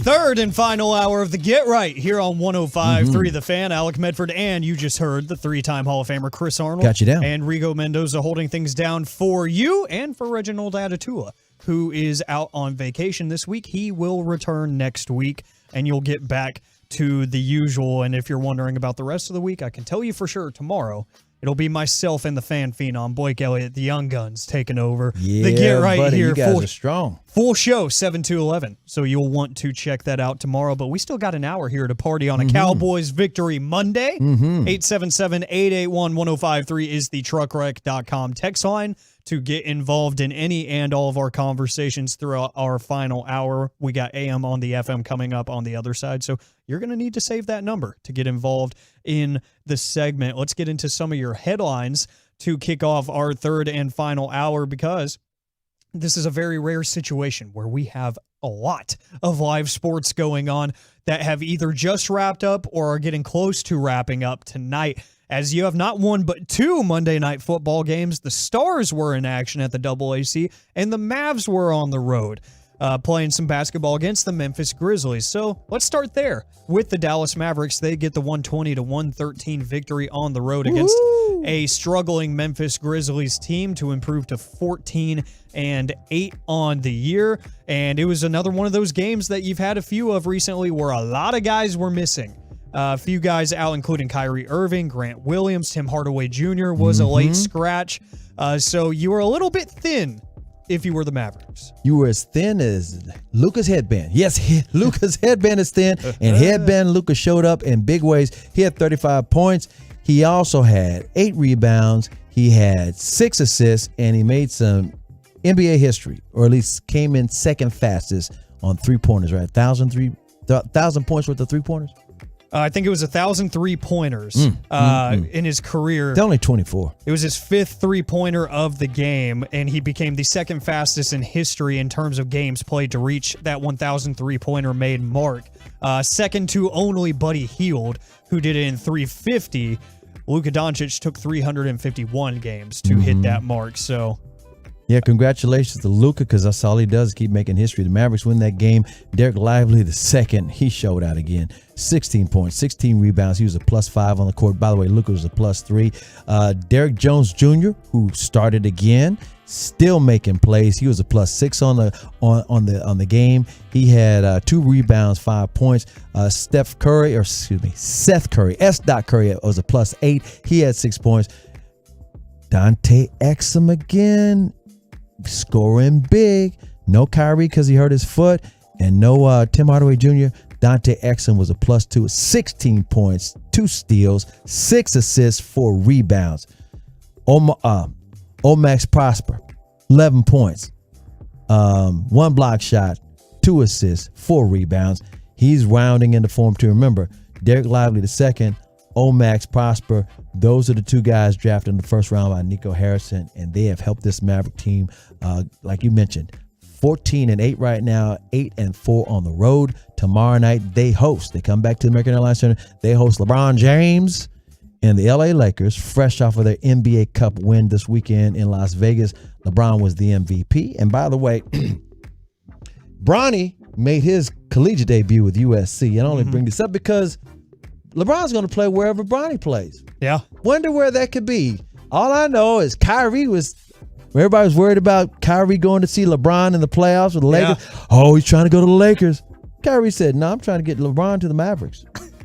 I'm just saying. That was a wild day when that story broke. It was like, hey, you know what he's actually doing? He's pushing for LeBron to force his way to Dallas. That's it. That was a wild day. I forgot that even happened. But I only bring it up because you just never know. That's a good point. And it's a good thing to bring up because Bronny had the health scare with the cardiac arrest issue in practice. So it's nice to see him just return to the court and get some playing time. I think he had 6 points. He might have had 4 points. I think he had 4 points. He had a 3 and a free throw. And they said he has now outscored his father in college basketball. Because LeBron never played college basketball. Yeah, the bar was on the ground, quite literally, and he surpassed it. So good job to Bronny.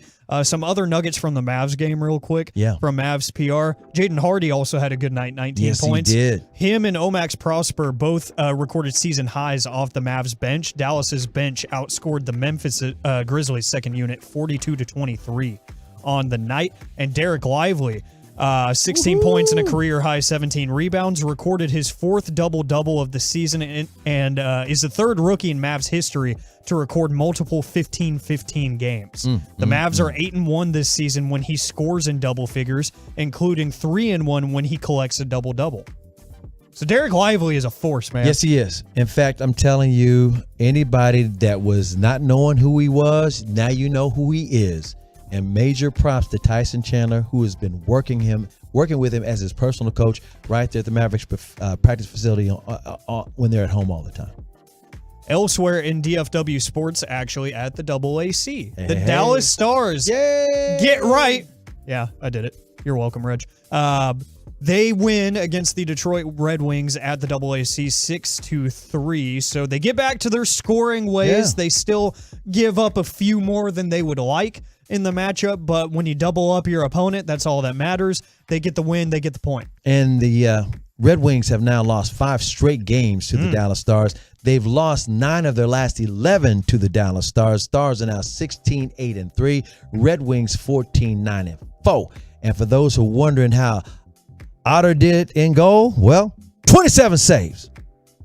Not bad. 27 out of 30. Not a bad night at all. And Miro Heiskanen accounting for 2 of the goals on the night for the Dallas Stars. So good to see them feeling like themselves again. And they will wrap up this homestand with the 3rd and final game this Friday as they host the Senators at 7 o'clock. So you can catch that live action here before they hit the road again and face the St. Louis Blues on the road. So go out and see those Stars. I haven't been to a Stars game since 2019. Oh, so you got to go. I need to get out there soon and in a that's hurry. pre-pandemic. Yeah, literally. Back when the Stars were still abysmal. I think I went to 2 games that year. You better go before they put up the Mike Modano statue. Yes. I think I went to 2 games that season, and they put up a combined 2 goals in those games, and I think they gave up a combined 9. So, not great matchups, so now they're playing a lot better hockey, so I need to get out there and visit you'll have those more Stars. time on your hands after you graduate. You and Blake Elliott, the fan phenom, are both graduating next week. I'm excited. UNT and North Texas. Yeah, Friday cannot arrive soon enough. But speaking of UNT, there's going to be a big boxing card at UNT's College Station. I mean, sorry. UTA, excuse me. Yeah, UTA. College Park Center. Yeah. College Park Center. Beautiful venue for a fight. They're going to have 7 fights, and then they're going to have on the big screen Jake Paul and his fight against August. Be there for that. Yeah, College Park Center is a great little spot for those events. Oh, yes, it's so cool. I've literally seen a wrestling show there before. Look And there's going to be one there on, I want to say, Wednesday. AEW is going to be in town, and that's why Chris Jericho will be on the KNC Masterpiece at 10:45 tomorrow. And when was the last time you saw him? Last time I saw Chris Jericho was next month. It'll be 10 years. It was January 12th. You showed me that picture. And how old were you? Yeah, I met Jericho when I was 12. And needless to say, I look very different. You sure do. And so does Jericho. Jericho grew the hair back out and everything. So, yeah, we've both aged, but we're both looking good. Looking better than ever, baby. I'll speak for you. I don't know about him. Well, he's going to be up here in studio. I'm going to come up for the interview. You've got to. Yeah, and I'm going to see Take if another picture. see Show if we can show him the old picture. Yeah, get an updated picture with Y2J himself. But that should be a fun one. 10:45 on the KNC Masterpiece tomorrow. You'll want to check that out. We do have NFL football, 2 games on a Monday night, which I hate. I think that's dumb. Keep it all on Sunday, please, if you're going to do multiple games at one time. But they're 2 somewhat interesting games. They started off slow. but they've both become a little bit more interesting in their own respects. The Green Bay Packers are driving down 21-16 with 1:42 left in the game. They are at the 6-yard line looking to score and put this one away, are the Green Bay Packers. And they just dropped a touchdown. So he just dropped a touchdown pass. Oh, my God. Got punched out by a safety. So we'll see what happens in that one as Tommy DeVito continues to build his legend out there for the New York Giants. He has been pretty good. He hasn't been amazing or anything, but he's been holding it down. He's been holding it down. 13 of 17 for 105 and a touchdown. No picks. It's mom spaghetti living at home. I envy him. He has to lose himself. Yeah, he in is. the moment. He owns it. All right, Marshall. Never let it go. All right, Marshall. Elsewhere in Monday Night Football action, we've had some weirdness in this Miami Dolphins Tennessee Titans game. Right. Like on the field and in terms of what happened coming out of the half. Like the game started off with Will Levis throwing a pick six right into the lap of a defensive lineman. Yeah, right out of his own end zone. Yeah, in his own end zone. So not great there. And then you had an ankle injury for Tyreek Hill that saw him writhing in pain on the sideline. He exited the game, questionable to return. At the half, when the team was coming back out, apparently he didn't have his equipment with him. So all of the reporters were just saying, yeah, he doesn't have his helmet. He's done. You know, like he's out of the game. And then he returns to the game and immediately makes a huge play down the sideline. Like Superman. Yeah, so like Batman. Someone got a nice like shot Cheetah at Man. halftime because that is not humane. Yes, Coronito. So allegedly, respectfully, he is still not even the leading receiver tonight. Who is it? I think Waddle was actually leading the Dolphins in receiving. Yeah, he's got 73. Yeah, Jalen Waddle does have 79. 79 on 6 catches. Tyreek Hill at 61 yards on 4 catches. I forgot Cedric Wilson still plays for them. Former Cowboy. Cowboys legend. Good for him. Tua having an okay night despite not scoring. He's been efficient with the football. But 20-13, the Miami Dolphins are leading with 5 minutes or so left in that matchup on Monday Night Football ×2. And we, thanks to the tip of a Tolo, put on the Manning cast so we can kind of get the back and forth since the TV contracts or whatever with ABC, we couldn't get one of the games on the other TV. So now we literally have the split screen of both games. And this is weird. I just don't do 2 Monday night games. One, it's bad for the players, and 2, it's just hard to keep up with. I don't have the bandwidth, especially when you're trying to do the radio thing. Yeah, especially imagine if you're at a bar, but the volume's not up. It's just hard to keep up with. The only people that kind of keeping up with a little bit is the Manning cast, and Eli and Peyton have got Kirk Cousins with them tonight. Yeah, they've had a bunch of different guests. They had a few offensive linemen on earlier. They had Taylor Lewan and a couple other guys. It's been all over the place. So shout out to them, I guess, doing their thing. Haven't heard a word they said, but I've panned over a little bit, and I see Eli up there drawing plays on a whiteboard, and Peyton's laughing at him. So I guess they're having fun. Good for them. But it looks like the Packers did just score a touchdown that is going to be under review. Yeah, he broke the plane. Apparently, they think he absolutely did. Yep, absolutely broke the plane. They're going to see if he completed the process feet of weren't catch. in the end zone, but he leaned the ball over. Yeah, and it was great coverage by Deontay Banks, the rookie corner out of Maryland. Blanket coverage there, just a better throw and a better catch. As I believe that's Romeo Doubs. I can't really see a jersey number. But the Packers, as it stands, 22-21, take the lead in that game. So, hey, this one turned out to be pretty fun after I slandered it. Sometimes all you have to do is just will it into existence. Like, hey, this sucks. Can you be a little bit better?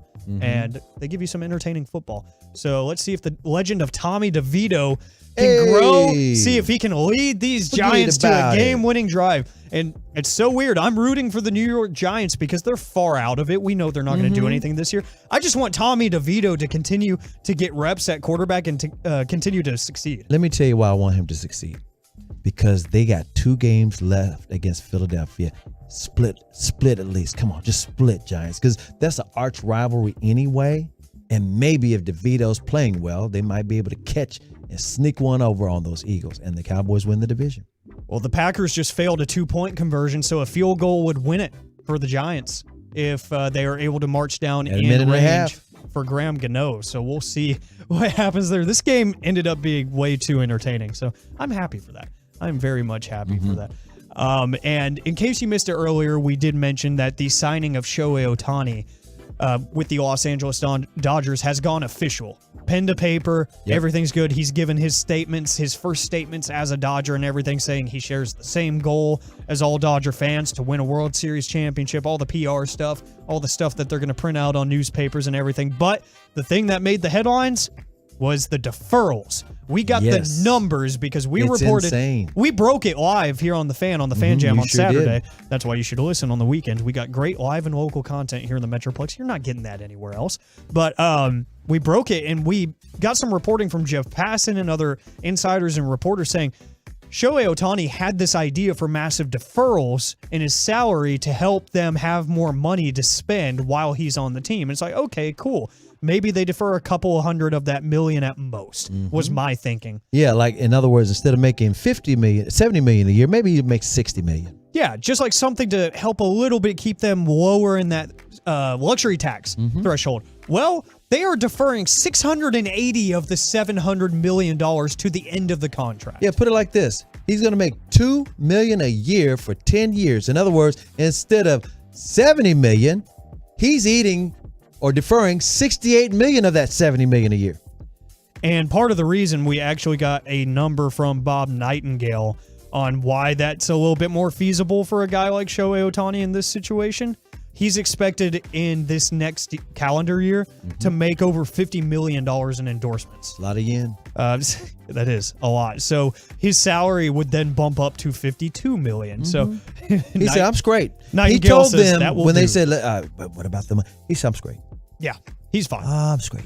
That New Balance deal is going to do a lot for him. Oh, yeah. And all the international marketing, he'll be just fine. So he's still going to make a lot of money in 2024. He is not worried about that. So there's your headlines here on the Get Right on 105.3 The Fan. The Giants are retaking the field on offense under Tommy DeVito. I seriously almost just said Danny DeVito, and I'm glad I caught that because I would have felt stupid. Are they related? Have they found that out? I hope so. Even if they aren't, I'm going to say they are. I don't lie to you guys, Tolos. I don't. look it up. But that's the one time I'm going to lie to you is say that they are totally related because why not? Tommy Cutlets. That's my favorite nickname that has come about from this. And right now they're moving the ball and they're getting out of bounds with a pace. So all they need, 49 seconds left. They just need to get it within field goal range for Graham Gano, and they are good to go.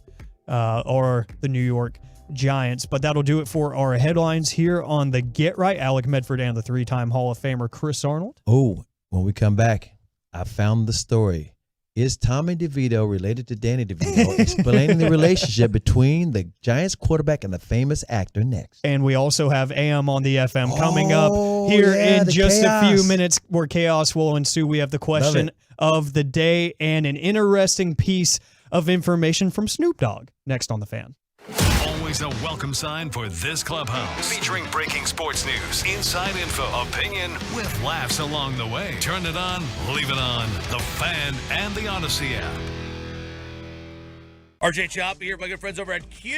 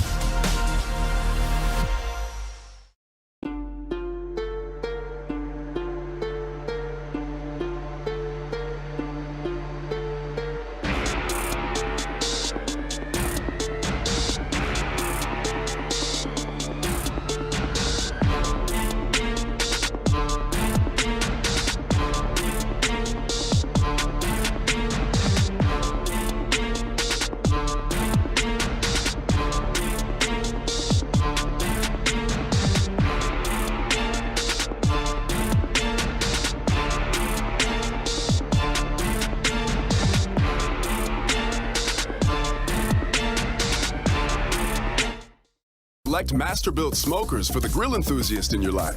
Plus, get up to 55% off select smart home gifts for everyone on your list. Order eligible in-stock items by 2 p.m. to get same-day delivery.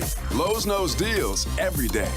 Valid through 12/13 while supplies last. Selection varies by location. Delivery by 8 p.m. Subject to driver availability. Fees vary based on purchase. Additional terms apply. See Lowe's.com/same-day delivery for details. When it comes to the ultimate cooking experience, there's only one name that truly sizzles. Big Green Egg. Grill, roast, bake, smoke, and anything in between. With cooking temperatures ranging from a sizzling 200 to a scorching 1200 degrees. It's the most versatile grill on the market. Plus, don't forget about Big Green Egg's lifetime warranty. It's the best in its class. Big Green Egg, where flavor meets innovation and where every meal becomes an unforgettable masterpiece. Big Green Egg. Ignite your passion for cooking today. It's a Cowboys Monday, brought to you by Twin Peaks and K-Post Roofing and Waterproofing on 105.3 The Fan. Back here on the Get Right on 105.3 The Fan. About to do some AM on the FM here in just a moment. Alec Medford and the three-time Hall of Famer Chris Arnold. Got you down. In for Reginald Atatula, who is on vacation this week. But don't worry, he's back next week.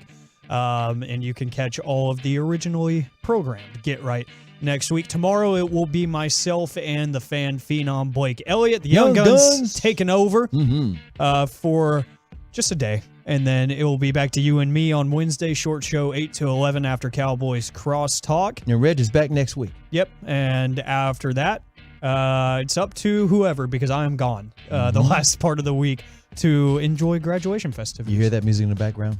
That's in honor of Tommy DeVito. Thanks, Rigo. Mom Spaghetti and all right, Marshall. Chicken cutlets. Chicken cutlets, yes, he still stays at home. And the Giants won the game, right?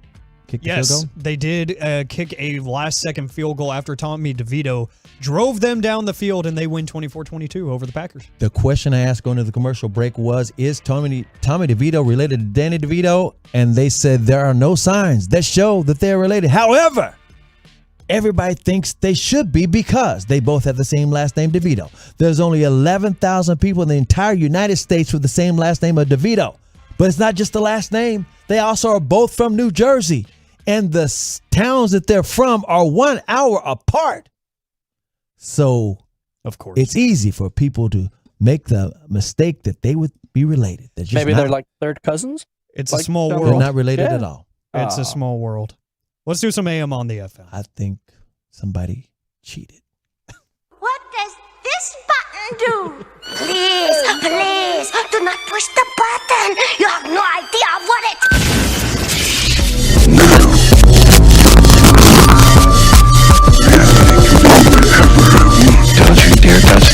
Don't you dare do it, because it's getting late at night and CA's being messy, trying to accuse people of cheating. Well, what does the birth certificate say? I don't know. That's for them to know and us to never find T.O. out. didn't know that his daddy lived down the street from him. Jeez. Look it up. It's AM on the FM. He We're thought already that was getting the the chaos nice man started. down the street. We are already getting the chaos started, as we should be, because that's what this segment is about. The truckwreck.com text line is 877-881-1053, 877-881-1053 to get involved in the conversation and answer today's question of the day. And then we'll get into some random headlines, because that's my favorite thing to do in this segment, including a conversation started by Snoop Dogg and his streaming numbers I do want to get to here in just a little bit. But the question of the day is, what is a seasonal food that you catch yourself really only eating during the holidays, any kind of holiday, that you wish you ate more? 877-881-1053. Because I have a couple that come to mind for me. Cranberries and cranberry sauce, because that's a Thanksgiving thing, but you don't catch You yourself. love it? Yeah, it's great. I love it because it's like refreshing. You know, you've got all the savory stuff going on in Thanksgiving with all the different cuts of meat and whatever, and it could just be a lot. And then when you just get a little bit of cranberry sauce, it's like, it's refreshing. Nice reset. I like it. Another thing, candy canes. I love candy canes. And you only eat them at Christmas time? Yeah. Even though places like Target and stuff will have them on the shelves, I only get them when it's cold outside. Only. I don't know why I don't eat more candy yams. I love candy yams. Okay. I just do. That's a strong I one. love sweet potato pie, but I love some candy yams. And for some reason, I only eat candied yams in November and December. Yeah. It's a shame. Can I get to the We got 214 saying dressing. Sweet. 972 says sweet potato pie, dressing / stuffing. Gumbo from the 214. Mm-hmm. Yeah, dressings coming through. Candy corn during Halloween. Gross. Candy corn. Yeah, get out of here. Oh, hell. You're banned. No, you're not. You can always get involved. I know somebody whose teeth look like candy corn. Still love you. 806, I'm sorry I stole yours.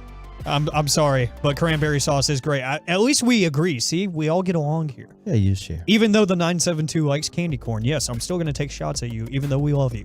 Broccoli. Broccoli. Wait a minute now. How is that seasonal for you? I'm intrigued now.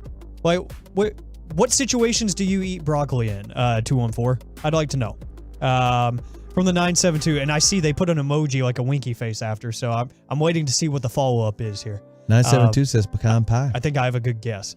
Pecan pie is great, yes. And that's one that I never really eat. Ooh, 214 says seasonal Reese's. Yes, and that was another one I was going to drop in the there. usual Reese's peanut butter cup. Because I swear, after I leave up here in the morning, when I come say hi to my old 10-year buddy Chris Jericho, I'm going to go grocery shopping after, pick up some essentials. One thing that's on the list is the Reese's bells that they have. They're like mini little bells. They're like jingle bells? Yeah, like little jingle bells that they only put out for Christmas time. They're better than regular peanut butter cups. I don't know how to explain it. I don't know why. There's really no real reason. They just hit different. That is a fantastic text. I'm glad I guessed it right, 214. I'm not going to talk about it. Let's see. Peeps around Easter time. Peeps are massively overrated. 972, I'm sorry. I'm not a big Peeps fan. Give me a chocolate Easter bunny. I'll take the left ear first. I'll take that left ear first. And he's chomp, chomp, chomp, gone. I think I'm a left ear guy. All caps from the 972. He's the obvious answer. Turkey. He only eats turkey around the holidays. 469 says, I eat them sometimes during the year, but tamales are a huge hit during Christmas season. Yes, they are. Those are great from the 806 hair pie. Shout out to the Nosebleed Boys. Exactly. I bet you won't. No, that's Chia Follow sound like yeah, that. Chia Follow is smiling ear to ear right now. Okay, so the and happy Chinooka, by the way. And Chinooka. Smokey Robinson. 469 asked me the question. He says, Chris, I eat chitlins only around Christmas or New Year's. Let me tell you something. I don't eat chitlins, but my grandpa used to always make them, and my grandma would say, make them in the garage. Yeah, that garage was smelling crazy, wasn't it? Oh, my God. I could not get past the smell. And then he would cut a potato in it and say, that's killing off the smell. I'm like, I don't care for pig innards. I just can't get past that smell. Oh, man. From the 469. But my grandpa, boy, he used to make them every time you look up. That's commitment because I cannot stand the smell. That's a rough experience. Oh, here's somebody talking to the choir. 469 says eggnog with some Henny. That's a very, very specific choice, and I would like to know what you do in your free time. 469. So I feel like you might be a threat because that could get dangerous real quick. My dad is a big eggnog guy. Always had been, and not like spiked either. Like he just likes it straight up. Yeah. Okay. This I like time every eggnog year too, but it's so thick and it's like rich, very rich. Yeah, like I think that's one of those that I'm perfectly fine with it being a holiday thing only because it's too much. It's too rich.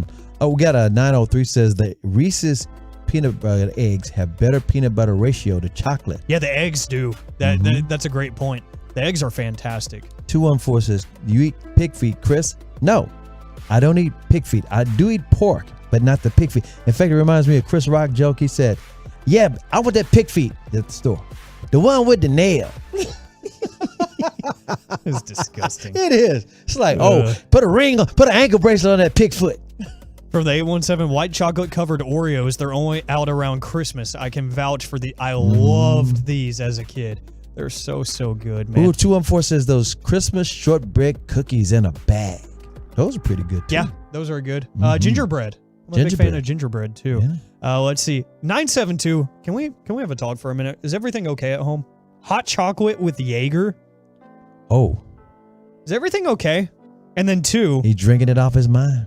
Should you be in incarceration? Because that sounds like a felony. Like, why hot chocolate and Jaeger? I respect being different because everyone's, like no shot to anyone, but we're getting some of the answers I expected. And then we get Jaeger and hot chocolate. Speaking of the liquor, 817 says eggnog has to have alcohol in it. It's much too rich without it. Got to put a cut on it. Yeah, I tend to agree. I can't just casually drink eggnog. But you got to have some kind of rum in it or something. Yeah, it's got to be some. A good spiced rum will do it. Yeah, it's got to be something that adds a little flair to it because it's just too much for me, man. I don't get how my dad just goes through cartons of it straight during Christmas time. It amazes me, and it's always amazed the family too. Everyone's That'll make you irregular. Yeah, like how do you do that? Yeah, well, it'll stuff you up. I think irregular is his middle name. Let's get into some different headlines and whatnot here. I mentioned Snoop Dogg, something interesting. Can I spell his name for you? Yes, please do. I love what you do. It's great. It's the capital SOS on fresh and double OP DOGGYDOGG, you see? Snoop Doggy Dog, y'all. And now you know. See, I love bringing up music topics when CA is hosting with me because, like, CA can vouch whenever we're sitting listening to the Cowboys Hour, he was putting me on to new artists. Mm-hmm. You know, he was showing me people I didn't know existed. And I love this. Like, I love that that dynamic. Teddy Swims. Yeah. And that same dynamic works with Blake, the fan phenom, because Metro Boomin. Yeah, during the commercial breaks, we're just talking music the whole time. It's great. Pop Smoke. So Snoop Dogg was talking on a podcast, I believe. It was a podcast run by XXL Magazine, and he was talking about like the streaming business because obviously that's how music is consumed now for the most part. Nobody buys albums or CDs anymore. Yeah, and people don't even buy the digital versions anymore. No. You know, it's all just through streaming. Right. And The so Pandora. there's been a big conversation for a while now of how do we fairly pay these people for the streaming numbers and whatnot. And this year, Snoop Dogg hit 1 billion streams on Spotify. 1 billion with a B, billion. The shizzle. And so you would think, okay, 1 billion spins would get me a lot of money, right? Well, other artists have famously joked about how little they get from streaming. Like, Can we take a wild guess? Yeah, go for it. I'm going to guess he only got like $3 million. You are way off. 10 million. Way off. It's a billion. It's a billion downloads or whatever it is. Billion You're still streams. way off. No, it can't be 50 because they're not paid enough. So it's 10 million. It's way off. 20. No, it's lower. Way lower. I said 3. Way lower. Way lower than 3 million. Get out of the millions. After a billion. 500,000. Get out of the 100,000s. You are kidding. You're lying. Yeah. 75K. Close. You're it's still lower. 50,000? $45,000 is what Snoop Dogg made from 1 billion streams. And that's on Spotify alone, so probably more. 214 got it, 45,000. So he claims that he got about 45,000. Weird Al has even on the record joked when they asked him about his numbers. He said, I could get about a $12 sandwich, but they crunched the numbers. He made about $35,000 in his career. They got off to of split it streaming. with writers and stuff too. Exactly. Right? So And the producers. That's not even Snoop Dogg's cut. That's just how much His he music. earned off of his music.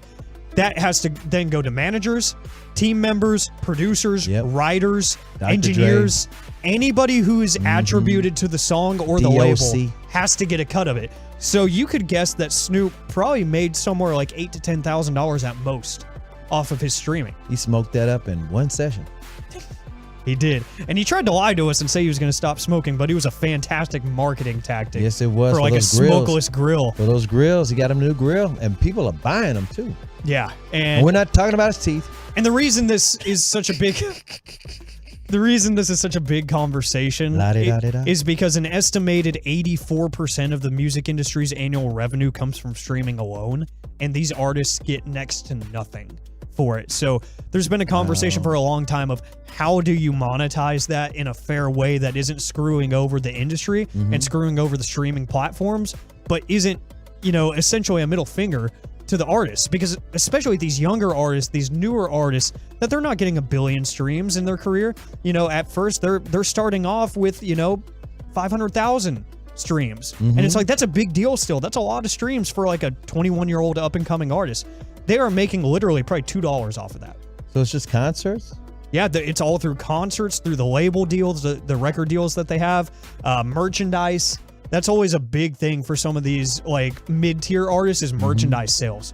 Like, can they push T-shirts at their concerts? And then, of course, selling the tickets. But now you're not mad at him getting that grill, though, are you? yeah, like a lot of that money that they make is earned because they're not getting it from streaming. They're getting it from contracts. They're getting it from appearances, signings. And Eminem is not getting it off concerts. of Fortnite. Yeah, from the 469. This is why concert tickets are so expensive. Yep. Yeah, because these people have to make a living because the streaming is not doing it. Concerts used to be cheaper because people were buying the CDs. They were buying the records. They were buying the 8 tracks. Not anymore. That's not happening anymore. It doesn't make up probably but a few % of their annual income is actual record sales. So Because there's no records. yeah, because there's barely any. I will say, though, vinyl has been on a massive surge the past few years. The quality is exceptional. Yeah, and I still got a couple of oldies but goodies. I'm a big vinyl fan. Me too. I've gone through my dad's collection a few times. You scratch any of them? No, he would kill be you. livid. Yes, he takes a lot of pride in his music collection. So You didn't warp any of them either, did you? no, never that. Trust me, I Stack of got the wax. rundown from my dad saying this is what you do and this is what you do not do, or you will never hear the end of it. So that's a little bit of AM on the FM. Love it, man. Here on 105.3 It's the capital Fan. C, who me, HRISARNOLDDLWG. See Chris Arnold, dog, and now you know. They call me. What do they call me? A 3-timer. No. You know what they call me? The OG. No, you know AF? what they call me? They call me the dime dollar, papa collar, drop a dollar. If you hear me, you can holler. Even Rottweilers follow the Impala. When I talk about the sports, brother, I'm a scholar. Hello. This is how you know it's getting late at night. It's the final call Delirious. next on the Get Right.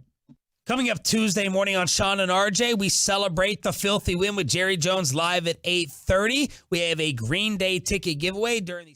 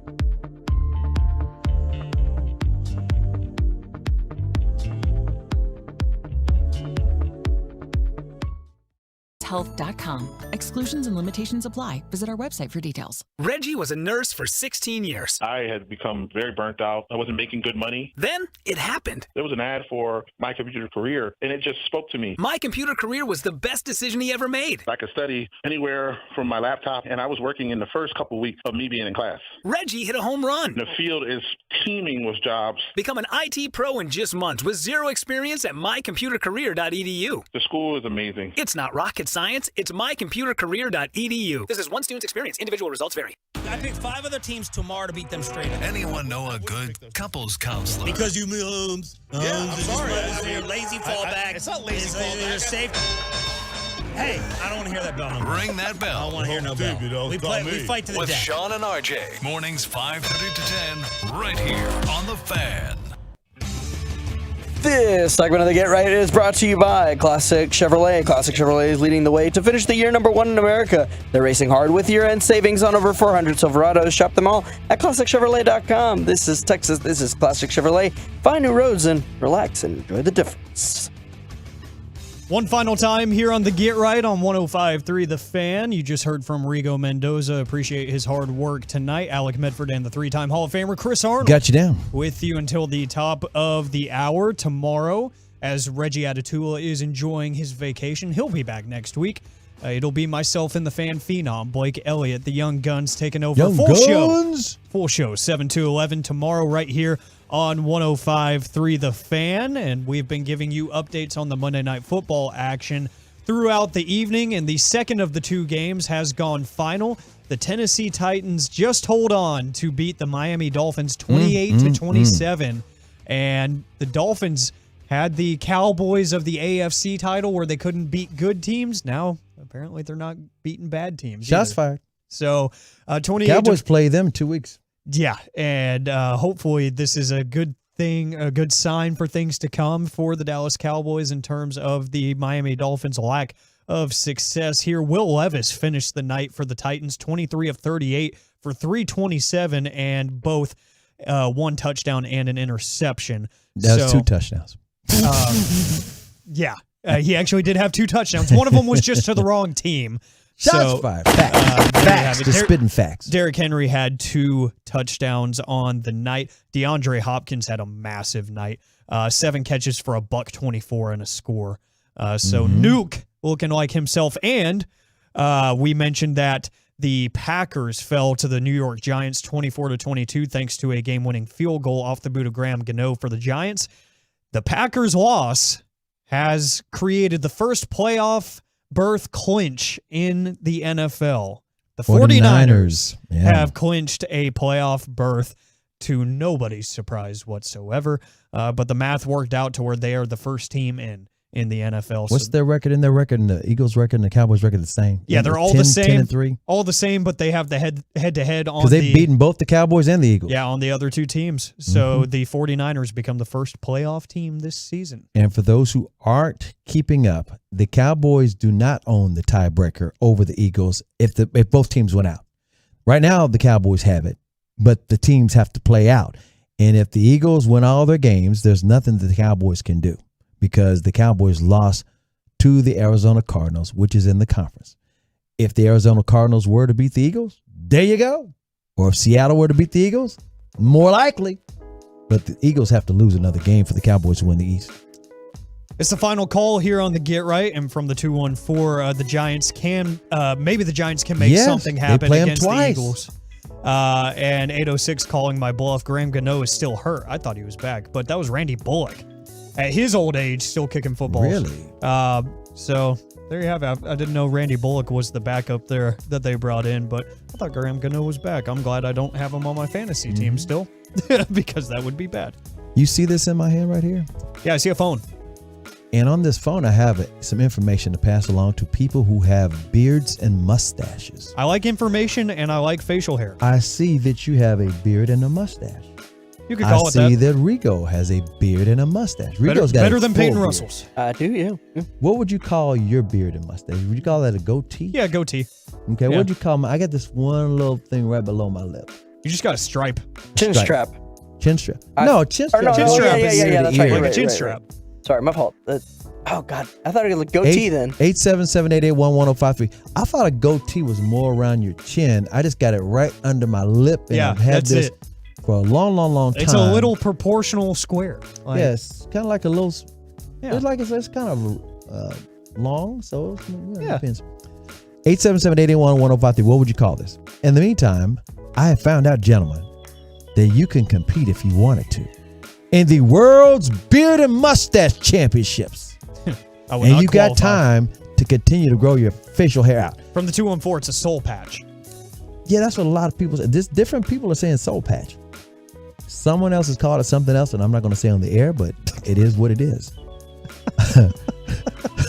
Somebody did said that, or in this article, it says, did you know that there's a sport calling itself bearding? Or that's what the websites and grooming companies bored are exist to we? call it. They say these sites cater to beardos or beardaholics. Beardo. Some people obviously take great pride in growing, teasing, and training their facial hair. Or maybe you didn't know all these things and have been following the growth and popularity for all of these baseball players who got these full beards now. Yeah. All these athletes got full beards now. Singers have full beards now. All this is facial hair everywhere. Did you know back in the 1800s, everybody had beards and then they disappeared? You know why they disappeared? Why? There was rumors spread that, they're not clean. They're not sanitary. They're not whatever the reason. And so in the early 20th century, beards disappeared. And then they made a massive comeback past this pandemic, right? Yeah. So now you've got these different competitions. There's loads of beard and mustache contests. One's held in local bars, one's sponsored by beard oil makers. But the fathership of the facial hair competitions is the World's Beard and Mustache Championships, held every 2 years. The next competition, April of 2025. So you got time, gentlemen. And then guess what? They have different categories. They got different. Okay, some of these are guys sporting these quirky Dalai Lama mustaches. Some of them have Hungarian magnificent mustaches. Some of them have Fu Manchus, Kaiser beards. And some of them have labels that defy labels. They're freestyle competitions. The weirdest and most original stylings. Some of them have so much imagination that they're not even called beards or mustaches. They're just called, what the hell is that? How long have you been growing your beard, Alec? I mean, it took a while because it started as peach fuzz, you know. You're only 22 now, right? Yeah, so I mean, I think I actually stopped shaving and let it go at probably 18 or 19, and it's where it is now. There are some people who can't really grow a full beard like you, Rigo. In other words, Rigo's got this full beard. When did you start growing a full beard? Oh, man. How old were you? Just say the age. 21, I think. Really? I And think how old so. are you now? 25. So you've had it for like 4 years. About, yeah. But with constant trimming and conditioning. My dad's got a full beard. It is magnificent. I wish I could do that. I can't. My beard is not patchy, but it's thin. Women clutch their purses in elevators. They think I'm a terrorist. So I just give up. That's why I have this. Every now and then I'll do a real goatee. Yeah. Every now and then. Yeah. And I used to have a mustache back in the day. Yeah. They called it a porn stash because they just weren't used to it. So You're there you go. There's your beard update. In You're the getting sport of all bearding. all the superlatives. Jeez. Oh, the 972 says all the ladies love beards, and that's what helped them come back into style. And somebody said, I'll trade my whole beard for my old hairline and bring back the hairline. I can't wait to have a full beard because my dad. I was asking him because I look like my dad. Mhm. Like outside of the height, I'm like 1-to-1. He's got long red hair too. He did. Oh, okay. He keeps it short now, but he's got the red facial hair. But he told me, he was like, I didn't get past the goatee phase until like maybe 25, 26. So he's got a full beard? Yeah. Okay. But he hates it. So he always goes down to goatee. Really? Yeah. And I'm like, full beards are amazing. They're magnificent. And he's like, I hate it. So he shaves his cheeks and his sideburns. So he's just got the mustache that connects down into the goatee. You know, he's got a really good beard that fits Magic. That quarterback. Yes, Ryan Fitzpatrick has a magnificent set of facial hair. One day I'll get there because the only thing that gives me age, if you're not watching us on Twitch or YouTube, twitch.tv/DallasFanCam, the only thing that gives me any kind of resemblance of 22 years old is my facial hair. Like when I shave, I go back to like 15. You want to hear something crazy? You don't expect this, but Deion Sanders can grow a full beard like James Harden. I kid you not. I wish you he would. never That would see be him in the amazing. beard.